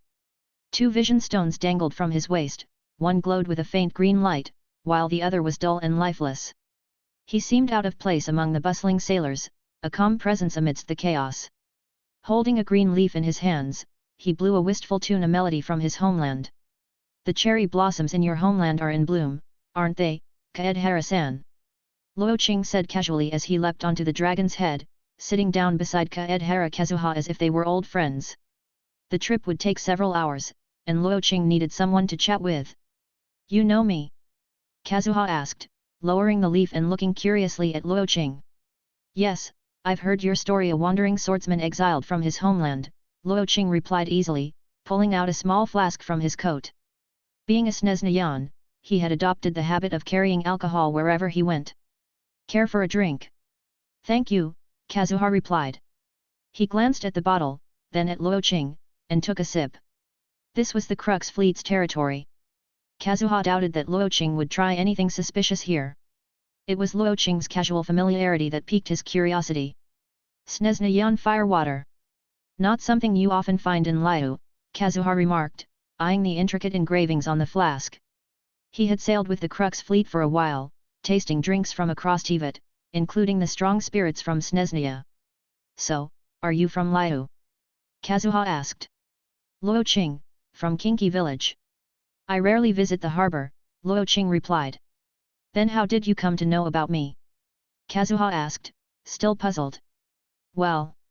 Luo Qing hesitated, then pulled out a pair of dark sunglasses from his pocket and put them on. He adjusted them dramatically, speaking with sudden seriousness. Because I'm a fortune teller. A fortune teller? Want me to tell your fortune? Name your query, Luo Qing offered enthusiastically. Kazuha was momentarily taken aback, wondering if Luo Qing had just insulted him or genuinely offered to tell his fortune. Frustration value from Kaedhara Kazuha +1. Then, how about you tell me where my journey will lead? Kazuha asked, gazing out toward the distant shore. Tell me where this wandering leaf will finally rest. All right. Luo Qing exclaimed. He pulled out a tortoiseshell and 3 copper coins, placing the coins inside. He shook them in front of Kazuha, muttering under his breath. Big Duck Duck is the best. Big Duck Duck is the best. Big Duck Duck is the best. All right, let's see what your fate holds. The coins clattered onto the dragon's head with a soft thud. Just as Luo Qing was about to interpret the results, a wave suddenly crashed against the bow. One of the coins slipped off and plummeted into the sea. Perhaps we should just leave it at that. Thank you for your efforts, Kazuha suggested, inwardly wondering what Luo Qing had been mumbling earlier. No worries. I can read it with 2 coins just as well. Luo Qing declared confidently, waving away Kazuha's concerns. He pretended to study the remaining coins. After all, he already had the story's script in his head. The fortune-telling was just a cover. Kaedhara-san, do you long to return home? My homeland, it doesn't welcome me anymore, Kazuha said softly, staring out at the deep purple thunderclouds that loomed far over the Inajiman seas. He didn't understand what the shogun sought through eternity, sealing the nation and forging a statue inlaid with countless visions, spreading dread across Inajima. Don't worry, Luo Qing said, patting Kazuha on the shoulder. The shogun's will is bound to change soon, and the cherry blossoms of your homeland will bloom for you once more. A shogun who chases eternity, will even she change her mind? Kazuha wondered aloud, lost in thought. He glanced back at Luo Qing, then asked. Mr. Luo Qing, where do you think our lives are ultimately heading? Luo Qing pondered for a moment. If I had my way, I'd aim for the warm embrace of young, long-legged beauties. Frustration value from Kaedhara Kazuha +1. Mr. Luo Qing, I was referring to our purpose in life, our ultimate goal. What is the reason we exist? Oh, that's easy, Luo Qing replied. To snuggle up close with young ladies and enjoy life's finest thighs. Frustration value from Kaedhara Kazuha +1. You certainly are a free spirit, Mr. Luo Qing, Kazuha said with a gentle smile, turning his gaze back to the distant shore. Yet in his heart, he couldn't help but think how much he wished he could be as carefree as this man. Not long after, the Alcor arrived at Guyun Stone Forest. The entire Crux fleet had anchored there, preparing for their journey to Inajima at dawn. Even Baidu's bold sailors were reluctant to venture too close to the heart of Guyun, instead docking along the southern edges. They watched as Luo Qing disembarked. The sailors had no idea what Luo Qing meant by paying respects. They assumed he had ancestors buried here and, after offering some quick farewells, returned to their duties. Before parting, Kazuha gave Luo Qing a bottle of fine sake from Inajima, a token of gratitude for the fortune-telling. Luo Qing made his way deeper into the stone forest, navigating by the memories of the story in his mind. The sea breeze whistled through the rocky spires, filling the air with a haunting melody. Fortunately, the moonlight and starlit sky were bright enough for him to see the sandy ground beneath his feet, preventing him from stumbling into the waves below. Dotted across the stone spires were small, flickering campfires. Luo Qing knew better than to assume they were welcoming flames. A closer inspection revealed that those campfires were surrounded by small, dark figures with strange masks, hilly churls. Though technically classified as monsters, hilly churls exhibited some level of intelligence, and rudimentary communication with them was possible. However, their violent tendencies and physical strength kept most ordinary people at a safe distance. Several paths to the inner parts of Guyun were blocked by hilly churl camps. If Luo Qing wanted to reach the heart of the stone forest without swimming, he'd have to fight his way through. Perfect. Time to test my new weapon. With a thought, Luo Qing summoned the Millilith spear from his inventory. The heavy weapon materialized beside him, striking the ground with a deep, resonant thud. Chapter 14, This Trainee Fatui Harbinger is Too Unreliable. 14. On the sands of Guyun Stone Forest, a group of hilly churls were roasting meat around a bonfire. Suddenly, a spear swept out from the darkness, scattering the flames and knocking several hilly churls to the ground. Those hit by the attack lay motionless, their fates uncertain. Sivaro ma. The remaining hilly churls, realizing someone was crashing their little feast, cursed in their guttural language and grabbed their weapons, charging at Luo Qing. A few minutes later, the hilly churls lay defeated. Luo Qing wiped the grime off his Millilith spear, deciding to keep it in hand rather than stowing it back in his system inventory. It would allow him to be battle-ready should any more monsters show up. Though the night was deep, the jagged islands of Guyun served as clear markers, guiding him in the right direction. After clearing out several more hilly churl camps, Luo Qing reached the central island of Guyun Stone Forest. This should be the place, right? So where is everyone? Holding the spear in one hand, he pulled out a map of the local Fatui outposts in Liyue and started comparing it to his surroundings. Suddenly, a purple lightning moth flitted down onto his map, buzzing with crackling electro-energy. Before he could figure out what it was, the moth opened its mouth and spat a bolt of electricity at his face. From behind him came a sultry female voice. "Caught you, sneaky peeker!" Luo Qing dodged to the side, turning to see a girl in a purple hooded cloak, wearing an eye patch, holding a mist grass lamp. Several more electro-moths swirled around her, their lights flickering like tiny lanterns as she smiled playfully. "Seems like the outpost markings weren't too far off," Luo Qing muttered, slipping the map back into his coat. He was about to explain his identity as her superior when the electro-Chechen mage cut him off without hesitation. She raised her lamp high and shouted, "Go get him, my pretties! This is our chance for glory!" The electro-Chechens surrounding her seemed to go berserk, their electric arcs growing brighter. They circled Luo Qing and unleashed waves of electro-energy. "Hey! I'm your superior!" "What are you?" Luo Qing shouted as he dodged, trying to explain. Though the girl was technically a subordinate, he didn't want to get too rough with her. If he did, she'd likely end up sprawled out on the ground, eyes vacant, tongue sticking out, fingers forming a peace sign. "Superior, you say?" The mage snorted with disdain. "Well then, my superior, come play with me a bit." "You've got to be kidding me." As the mage chased Luo Qing across the sand, he suddenly realized the source of the misunderstanding.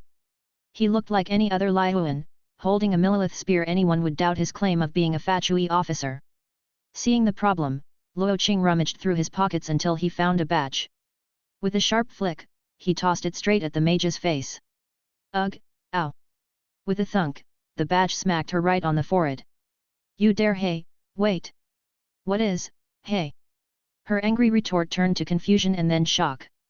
In a cave at the heart of Guyun, Luo Qing sat beside a standard-issue Fatui campfire, a bubbling pot of meat stew hanging above it.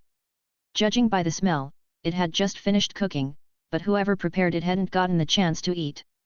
The electro-Chechen mage, who had been chasing Luo Qing earlier, now stood nervously in front of him. Her previous swagger was completely gone, her hands fidgeting nervously behind her back. "What's your name?" Luo Qing asked. "Teresa. Leader of the 47th Advance Recon Team, assigned to Guyun Stone Forest." Teresa stammered, her voice barely audible.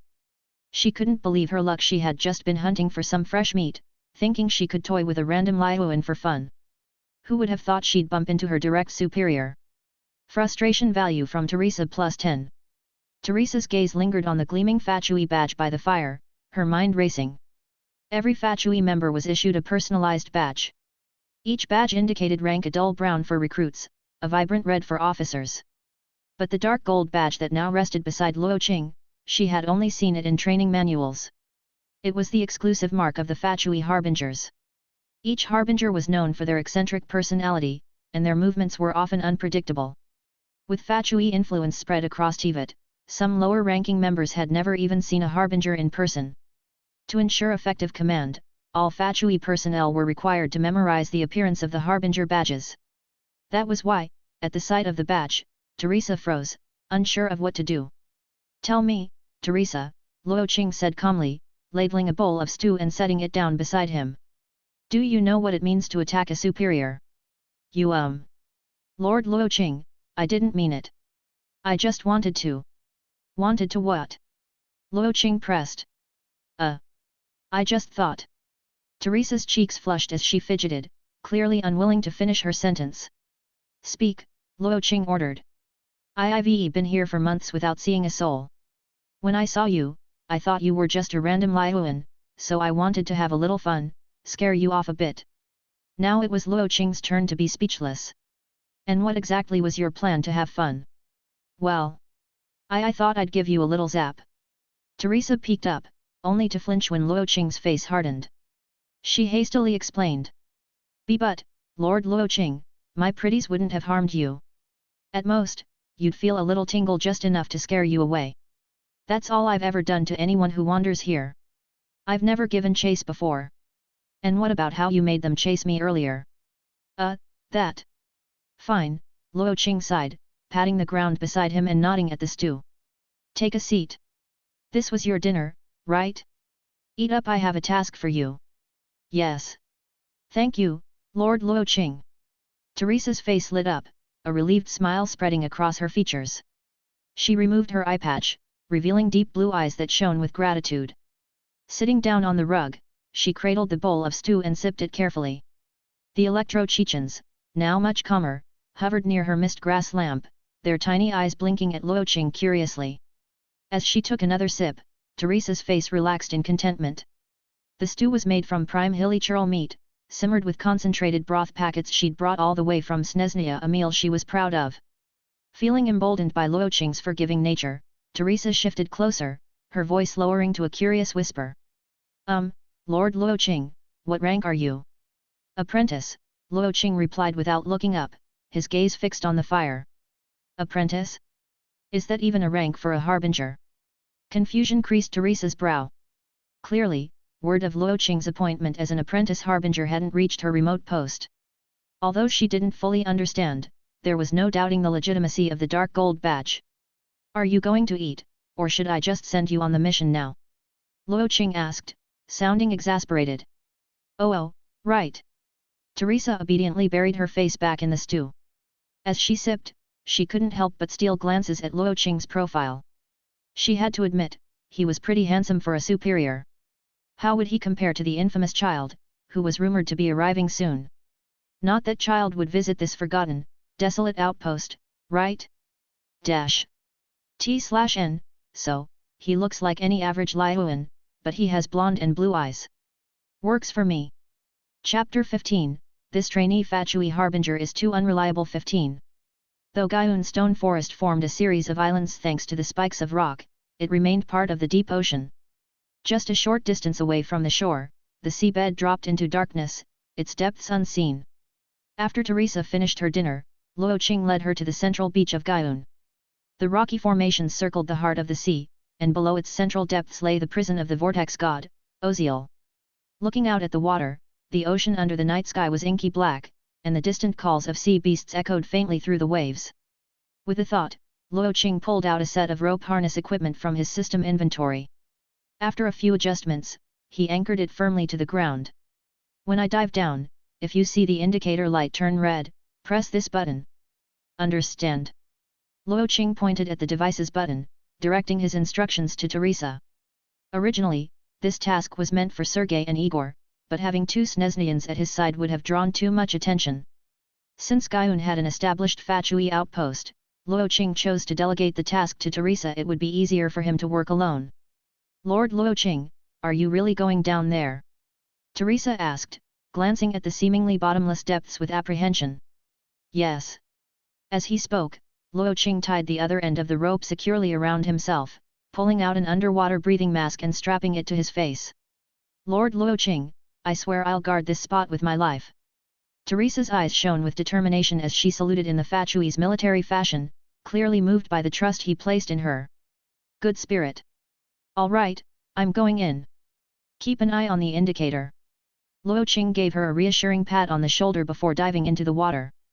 No Fatui agent had ever explored the ocean floor where Oziel was sealed. Even Luo Qing couldn't predict what would happen next. The immense pressure required a strong body, and the challenge of breathing underwater made it impossible for ordinary Fatui soldiers to venture down. Yet, testing the replicated unsealing talisman's effectiveness required accessing Oziel's seal directly, leaving the task squarely on Luo Qing's shoulders. The talisman's effects were still uncertain, and though it was a copy, no one knew if it might disrupt the Geo-Archon's seal. Should Oziel regain movement, one wrong move could mean a watery grave. That was why he needed the rope.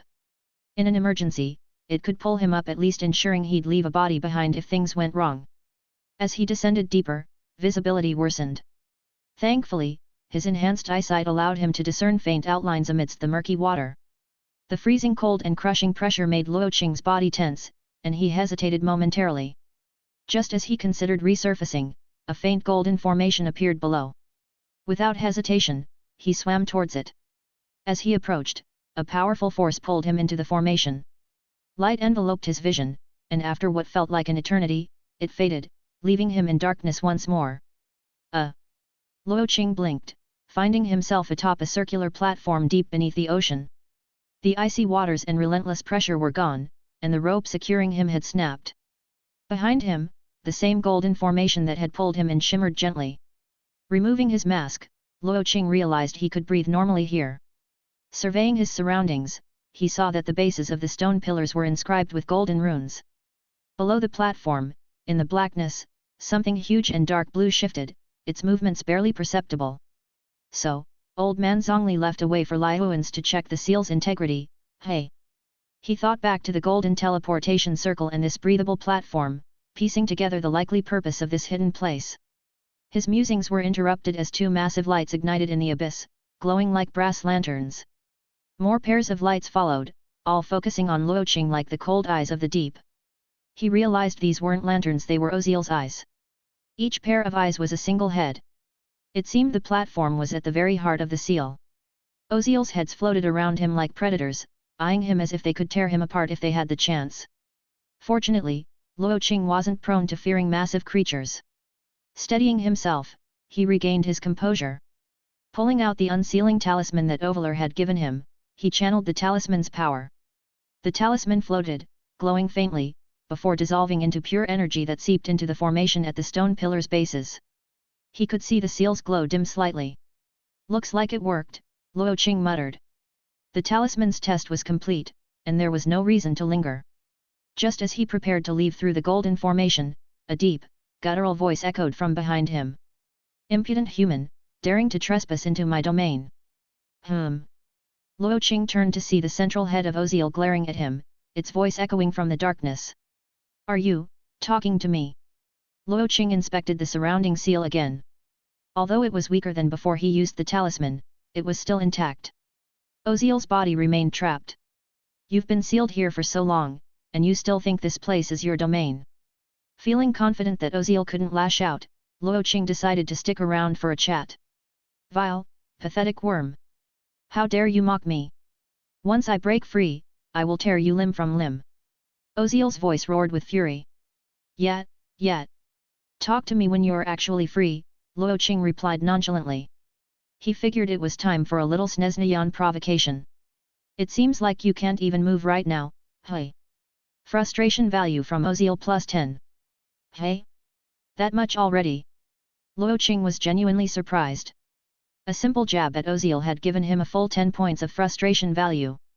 Normally, such a high value only came from causing significant mental discomfort, making it a rare occurrence. Of course, acts of extreme violence would yield similar results, but Luo Qing, raised with a sense of honor, preferred to avoid such actions.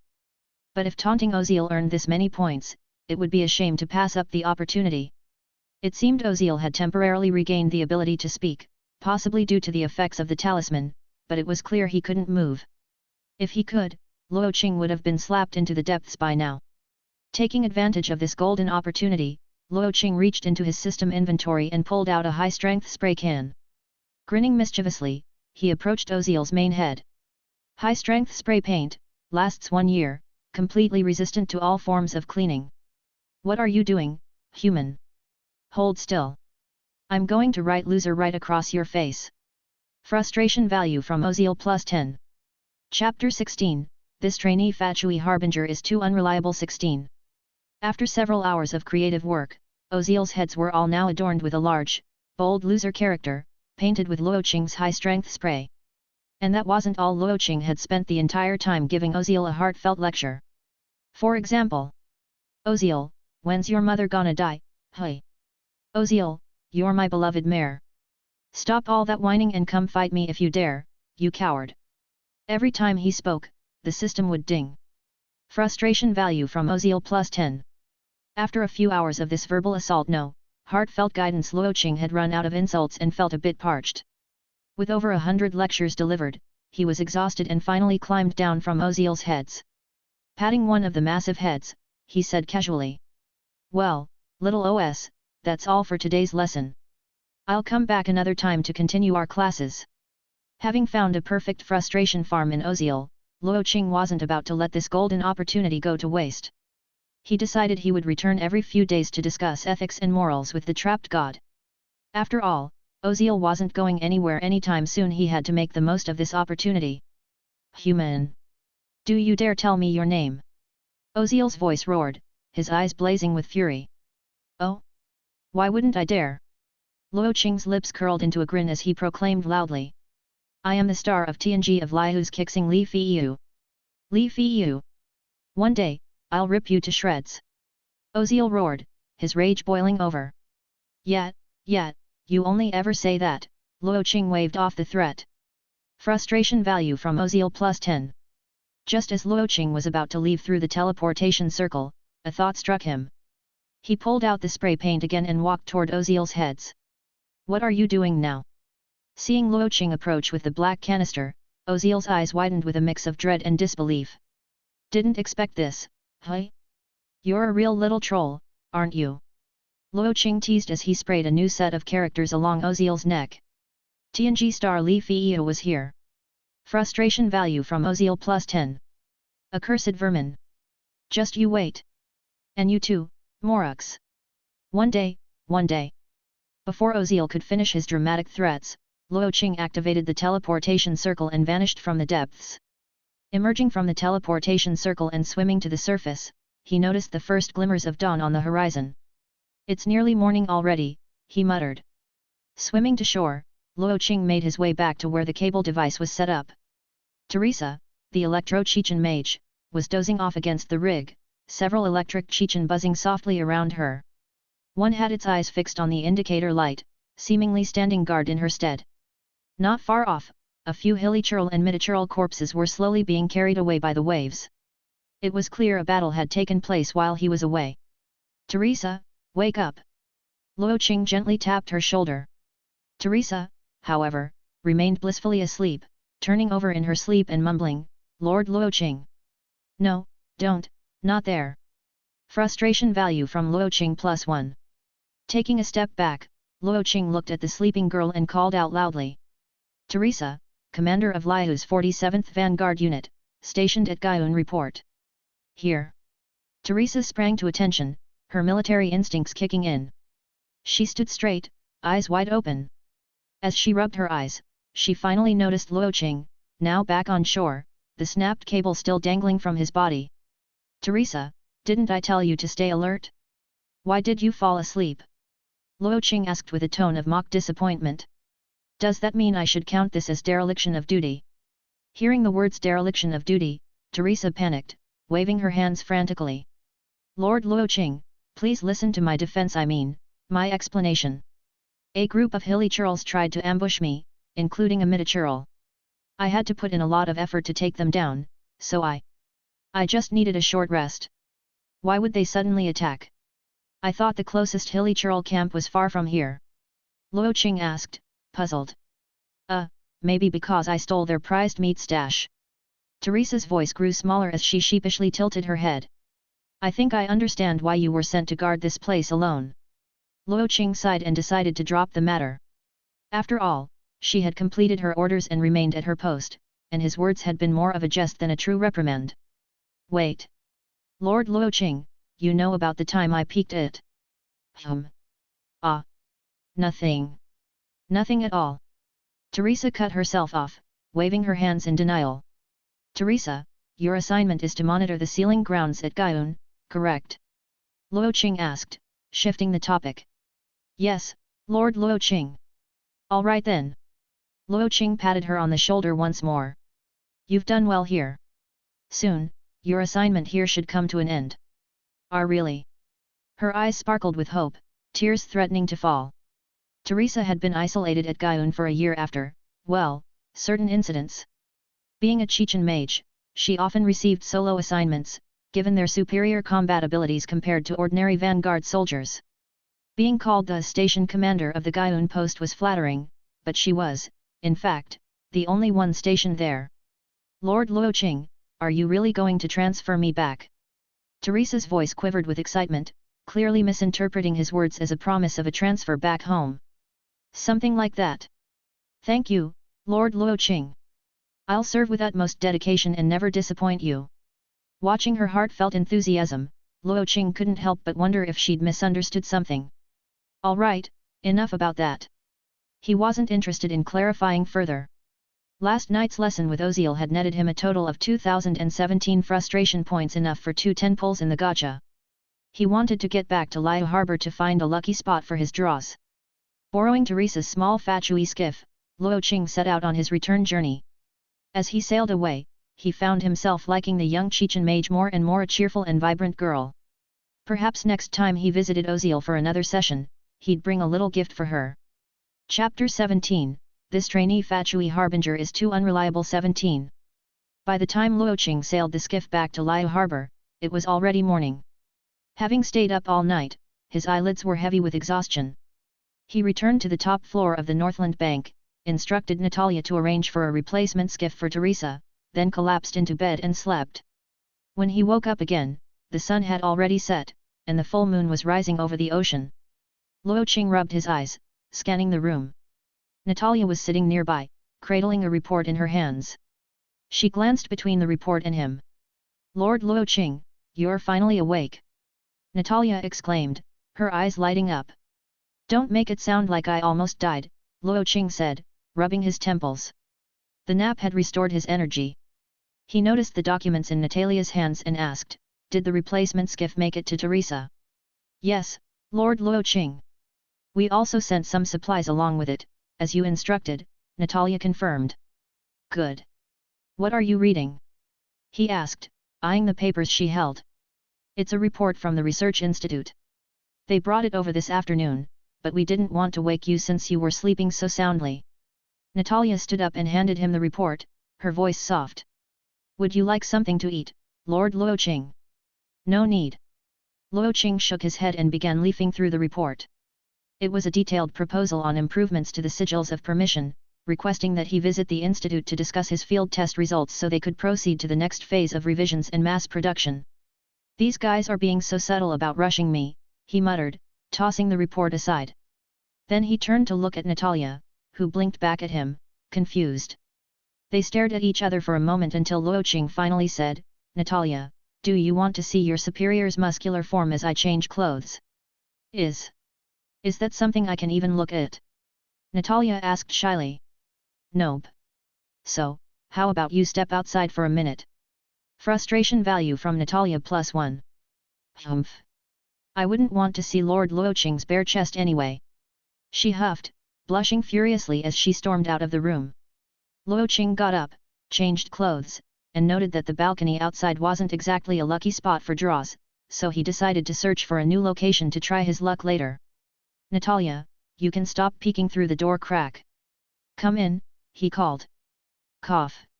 "Lord Luo Qing, I..." Natalia pushed open the door, her face flushed with embarrassment at being caught red-handed. "You three go to the Research Institute," Luo Qing instructed, "and tell them the trial results were positive. I'll stop by later." "Yes, Lord Luo Qing," Natalia nodded but then hesitated. "Where are you going, my lord?" "Me? Oh, I'm off to do something exciting. Outside Liyue Harbor, atop Mount Tianheng. When it comes to the mystical art of gacha, good fortune depends on the right feng shui." Luo Qing's previous draws, once in Snezhnia and once on the bank's balcony, had yielded only purples. Clearly, the locations were unlucky, it had nothing to do with his own luck. But the peak of Mount Tianheng? This spot was perfect. Sky above, earth below, nestled by water, the feng shui here had to be several levels higher. And if there were a couple of beautiful companions by his side, well, that would be even better. Luo Qing took a deep breath and gazed at the moon rising over the ocean. With such a stunning scene, there was no doubt, tonight, there would be gold. He focused his mind and pressed the button for a 10 pull. A purple meteor streaked across the system interface. No gold. Since he didn't hit the jackpot, Luo Qing didn't bother watching the animation and skipped straight to the results. "You have received Geovision, purple, X1. Skill book, Core of the Earth, purple, X1. Physical Enhancement card X2, blue. Affection Boost card X1, blue. Weapon Enhancement card X3, blue. Supreme Healing Pill X2, blue. Luo Qing frowned, examining the rewards. The last time he'd gotten a lithic spear, but now a geovision and something called Core of the Earth? Was the system trying to push him to become a Liyue spy? Curious, he selected the Core of the Earth to check the details. Core of the Earth, a geo skill. Upon learning, the user can summon a stone pillar at a designated location by consuming geo energy. Note, requires possession of a geovision. So they are a set. Luo Qing muttered, wondering if this multiverse random draw system had some behind-the-scenes manipulation. But it wasn't something he could change, and 2 purples were better than nothing. He took a breath, cleared his mind, and pressed the 10 pull button again. This time, another shooting star streaked across the sky. But unlike the usual white to purple transformation, this one paused for a moment before bursting into brilliant gold. This was it, a legendary gold. You have received Word Spirit, time 0, gold, x1. Skill, Susanoo, one-time use, purple, x1. Physical Enhancement Card x2, blue. Affection Boost Card x2, blue. Weapon Enhancement Card x2, blue. Supreme Healing Pill x2, blue. Ah, this. Luo Qing was momentarily speechless. 2 10 pulls, yielding a gold and 3 purples. He had truly struck gold. So, it really had been a feng shui problem. Looking over his new items, Luo Qing's heart raced with excitement, silently declaring the peak of Mount Tianheng as his new sacred drawing spot. Spirit Speech, time 0, temporarily enhances the user's perception of time, slowing the flow within a designated field while boosting the user's physical capabilities accordingly. Note, base multiplier is x10, increasing with the user's physical attributes. Current multiplier, x25. Effect can vary based on the target's mental fortitude. Luo Qing was already familiar with Time 0, a legendary ability from the Dragon Raja series, belonging to the principal of Castle Academy, Hilbert Ron Anju. It amplified his perception of time, allowing for extraordinary reactions. When Angers expanded its field to encompass an entire amusement park ride, he achieved a 50-fold multiplier. In other words, a single minute in real time stretched to 50 minutes within the field. If Luo Qing activated Time 0, he could observe every flutter of a dragonfly's wings in excruciating detail. Whether in combat or stealth missions, it was an invaluable skill. Then there was the purple skill. Susanoo, one-time use, grants the user a single use of Susanoo, Teyvat edition, for up to 10 minutes. No explanation was necessary. Luo Qing suspected it was classified as purple only because it was a one-time use. Suddenly, Luo Qing noticed the gacha's featured pool had shifted. With Time 0 acquired, it was no longer available. In its place was a new feature. Current featured item, skill, Susanoo. No mention of it being a one-time use, meaning it was now a permanent skill. Chapter 18, this Trainee Fatui Harbinger is too unreliable. 18. Even if it's one-time use, it's still worth it, Luo Qing muttered to himself. He had no idea how powerful the Teyvat edition of Susanoo would be, but at the very least, it was a trump card, something he could rely on if he ever ended up facing a god-level entity. Having acquired new powers, there was no way he was going to leave them untested. Luo Qing scanned the area to make sure he was alone. Satisfied that no one was around, he focused, and the geovision appeared in his hand. In an instant, a strange sensation flooded his mind, as if the very rock and earth around him responded to his will. At the same time, his physical capabilities surged dramatically, the binding of the vision amplifying his strength several-fold. With a casual wave, the earth responded. Geo-energy emerged from the ground and coalesced into a solid crystal in his palm. So, this is the power of a vision, Luo Qing marveled. No wonder ordinary humans couldn't wield elemental energy. The secret lay within the vision itself. Without it, he wouldn't even be able to sense the elements, let alone control them. With another thought, he directed his focus to a rock in the distance and slashed the air with his index finger. In a split second, a deep brown geosphere, surrounded by a golden glow, materialized and crashed into the rock. Boom! A gelatinous substance splattered in all directions. The geo-slime, who had been peacefully sleeping underground, was now gone. Geo-slime, WDNMD. Luo Qing wiped off the sticky residue from his clothes, feeling slightly exasperated. He bowed his head slightly to the remains of the slime, muttering, "Mercy, mercy. Amen." Despite the unexpected outcome, he had a good sense of how to control the geospheres. They could be summoned from any direction, and their impact strength was entirely up to his will. They could be gentle, or they could be absolutely devastating. With these new abilities, his combat power had significantly improved. He no longer needed to rely on emotional prop cards to defeat opponents like Yelan. After collecting his thoughts, Luo Qing turned his attention to the newly acquired word spirit, Time Zero. It could slow the passage of time within a designated field, enhance his perception, and allow him to move freely within that slowed time frame. Basically, Zia Werado. I reject my humanity, Jojo cough, he was getting carried away. Since slowing time required a reference point, the best choice was another person. Scanning the mountainside below, he spotted a small house nestled halfway down the slope. With a light leap, he started his descent. After using all his physical enhancement cards and the boost from the Geo-Vision, his physical strength was now 15 times that of an average adult male. In just a few swift movements, he landed quietly near the courtyard of the house. From a distance, he had seen lights coming from the main room, indicating someone was inside. With his current time zero multiplier at x25, 1 second in real time would stretch to 25 seconds for him. To a normal person's eyes, if he sprinted around them with that kind of multiplier, they would only see a faint blur. And that's exactly what he planned to do: activate time zero, dash into the house, circle around the occupant, and then make a quick exit. He focused his will, and a golden gleam lit up his eyes. Time zero, activate. For a space as small as a single house, Luo Qing could maintain the field for a full 10 minutes, plenty of time for his little experiment. As he stepped into the courtyard, a faint, soapy fragrance wafted through the air.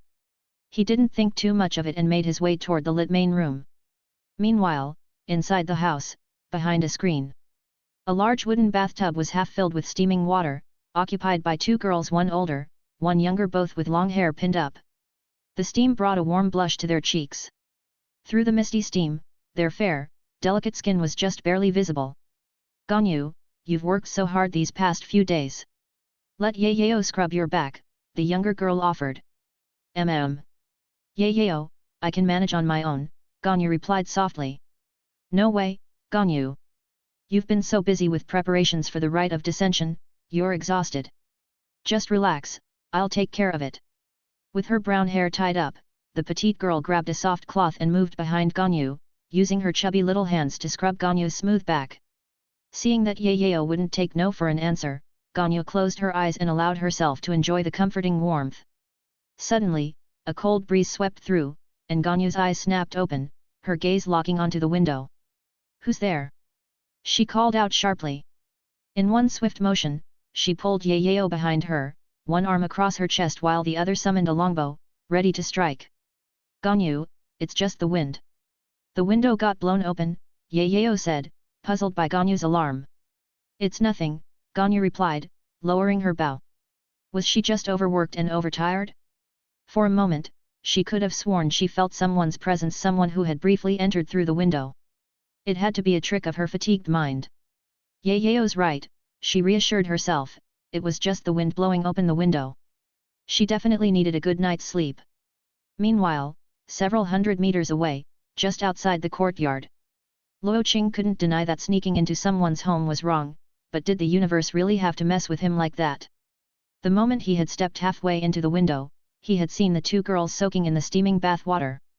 Ah! That sky blue hair down to her waist, that porcelain skin. And those coconuts. Oh no! It was forever seared into his memory. He had seen too much. Should he take responsibility for what he saw? Wait, he had even seen Yayao's. This is criminal. Criminal. He stared back toward the house, watching for any sign of Ganyu chasing after him. When it became clear she wasn't coming, Luo Qing relaxed. She must not have realized he'd been there. It was just one glance. He swore on his honor as a gentleman it was just a single, accidental glance. Not even an adeptus can sense it. Luo Qing murmured, looking back at the dimly lit courtyard. If Ganyu, an adeptus, hadn't detected his presence, it meant that his time zero field was truly imperceptible.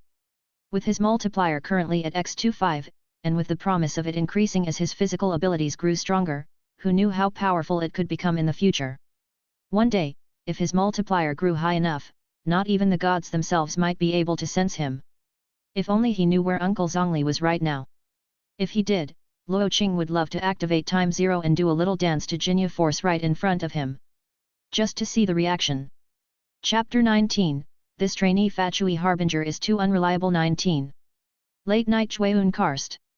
Once the domain of the Lord of Dust, the Guyun plains are still filled with remnants of the Archon War era. Among the ruins lies a hidden research outpost where Overo and his team work on replicating the Sigil of Permission. North of Liyue Harbor, perched on a cliffside ruin, lies the research camp. Since her last encounter with Luo Qing, Yelan couldn't shake the humiliating memory of that day in the attic of the Northland Bank. Singing that shameful song while Luo Qing unfastened her shoes and bound her toes was burned into her mind. The more she thought about it, the angrier she got.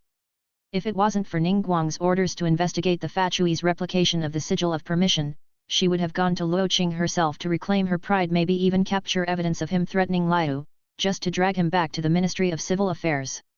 After several days of surveillance, she had narrowed down the area where the Fatui were working on the Sigil of Permission. Fatui encampments were notoriously well hidden, with vigilant guards patrolling at all times. Anyone approaching the camp would be detected in an instant.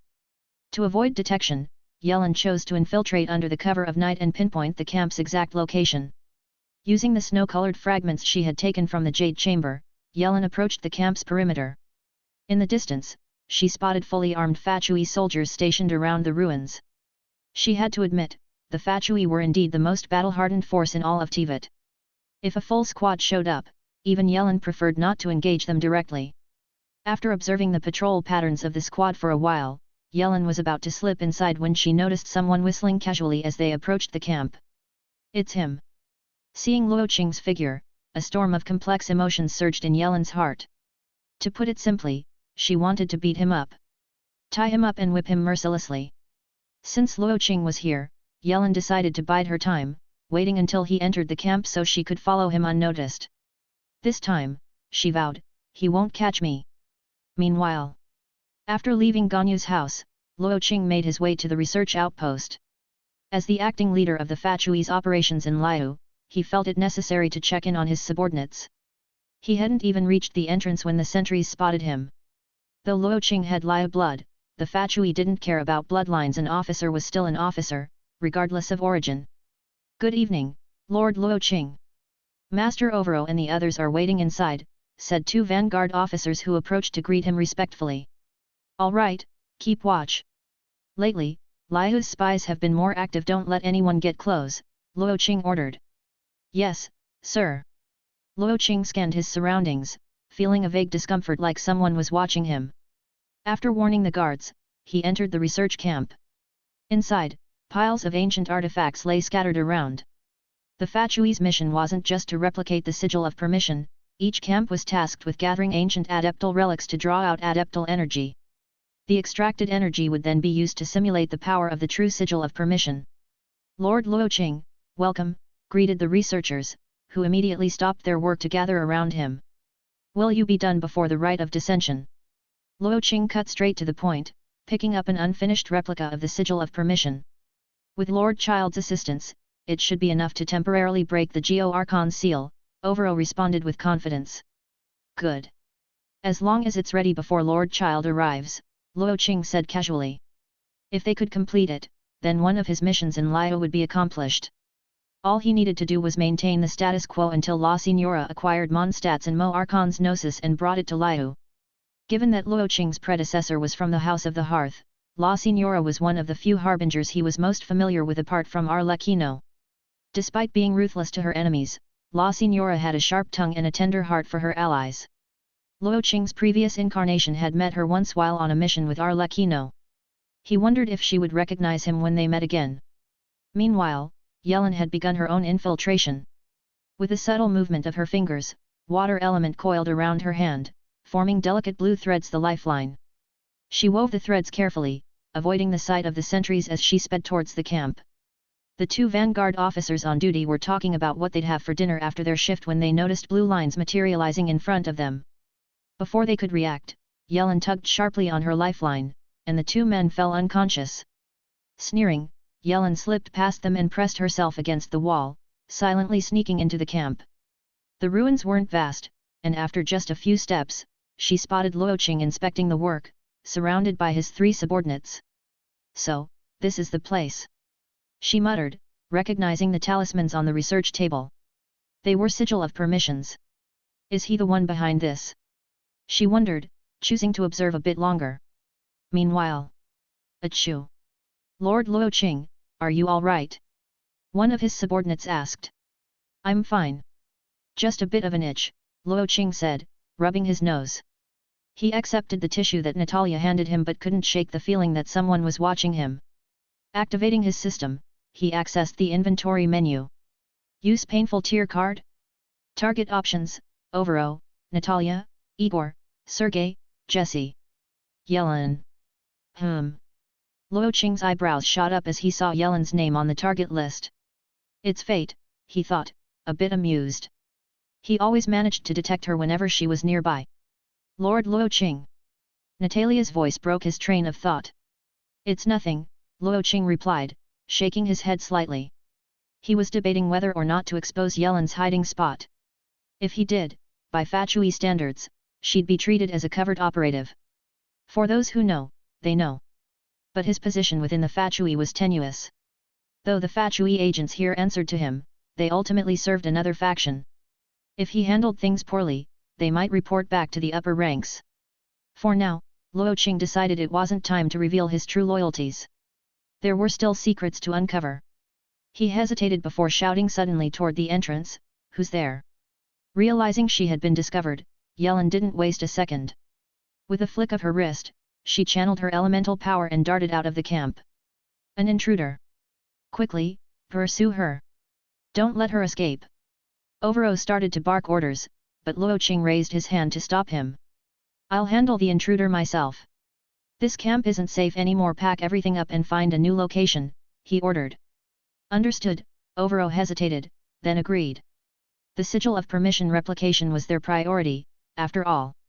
Luo Qing shot a look at Natalia and the others, then sprinted out of the camp, following Yelan's escape route. Chapter 20, This Trainee Fatui Harbinger is Too Unreliable 20. Meanwhile, once Yelan realized she'd been discovered, she didn't dare linger. Memories of Luo Qing taking control of her body and forcing her to sing that humiliating song were still fresh in her mind. Her first instinct was to get as far away from him as possible. Just as she was starting to relax, thinking that Luo Qing hadn't followed, she saw a figure dart through the shadows, rapidly closing in on her. "He's so fast." Yelan's brow furrowed as she watched Luo Qing's speed, a trace of shock flickering in her eyes. "He doesn't even have a vision. How can he be this strong?" In just a few moments, Luo Qing was right in front of her. Well, what a coincidence, hey? I even catch you sneaking around here," he said with a casual smile. With his power vastly increased, Yelan didn't stand a chance. Unlike before, he no longer had to stay on high alert. Only with the strength of a special forces soldier can one smile while reasoning with a rogue. That's exactly how Luo Qing felt now. Humph! Yelan's eyes narrowed. She suddenly drew a longbow from seemingly nowhere, and water elemental energy condensed into an arrow as she pulled back the string. What happened next left her stunned. Just as the water arrow was about to hit him, Luo Qing's eyes flashed with a golden light. In the blink of an eye, his figure blurred, and he was suddenly right in front of her. At that moment, Yelan got a clear look at the golden glow in Luo Qing's eyes. Golden vertical pupils, burning like a fierce flame. They looked like a dragon's eyes. "I've let you go twice already, and this is how you repay me," Luo Qing said calmly as he snatched the bow from her grasp and tossed it aside. "Can we have a proper conversation now?" In the time zero domain, every movement Yelan made slowed down to a crawl 25 times slower than normal. If Luo Qing wanted to, he could, well, let's just say he could do a lot very quickly. You're the new trainee harbinger from Snezhnia, aren't you?" Yelan asked. She knew she was at a disadvantage and stopped resisting. Instead, she focused on figuring out his identity. That flash of golden dragon-like eyes made her suspect Luo Qing might not be human at all, but some kind of ancient creature. "So, your intelligence is pretty solid. Does that mean you've got someone inside Snezhnia?" Luo Qing said, no longer hiding his identity. He was going to be the 12th Harbinger, after all. Time to go all in. As for his code name, Still working on that. What are you planning to do with the replica sigil of permission? Yelan's gaze was cold as she stared him down, acting as if she were the one in control. Come on, don't act like you don't know, Luo Qing chuckled. Are you seriously interrogating me right now? Besides, you're smart. You should already have some idea what we're going to do with it, right? Fate isn't something that changes just because you resist it. So here's a tip: rather than investigating, you might want to think about how you'll deal with the situation if it's unleashed. That was all Luo Qing was willing to reveal. After all, he was still part of the Snezhniyan faction, and he wasn't quite ready to fully betray them. Plus, he did want to officially become the 12th Harbinger. There was the matter of being presented to the Tsaritsa herself, and he was curious to see her glorious beauty in person. Was her hair really a pale shade of grey? Did she have a flat chest? Were her legs truly over a meter long and smooth to the touch? All those unanswered questions from the game, the things he never got to see, were now right in front of him in Teyvat. He had to find out. Yelan fell silent, unable to come up with a response. Just then, footsteps echoed behind them. Luo Qing turned to see Igor and his two companions approaching. Lord Luo Qing, Overo and the others wanted to come and help you capture her, but we managed to hold them back. Still, you'd better hurry, they might come out again soon, Igor said, giving Yelan a quick glance. Well, aren't you guys smart? Luo Qing laughed, secretly impressed. He didn't expect the trio to realize he was deliberately letting Yelan go and even cover for him. You're letting me go? Yelan asked, her suspicion growing. She couldn't understand why he was doing this. What else? Or would you rather be captured, used, and then discarded? Luo Qing's tone was casual, but there was a hint of something more. After all, she was one of his favorite characters, well, maybe not quite his favorite, but still one he had enjoyed using in his previous life. Yelan didn't know what used and discarded meant, but she grasped the gist. She picked up her discarded bow, glanced back at Luo Qing, and asked softly. So, are you our enemy? That, Luo Qing said with a faint smile, depends on you. Thanks for listening.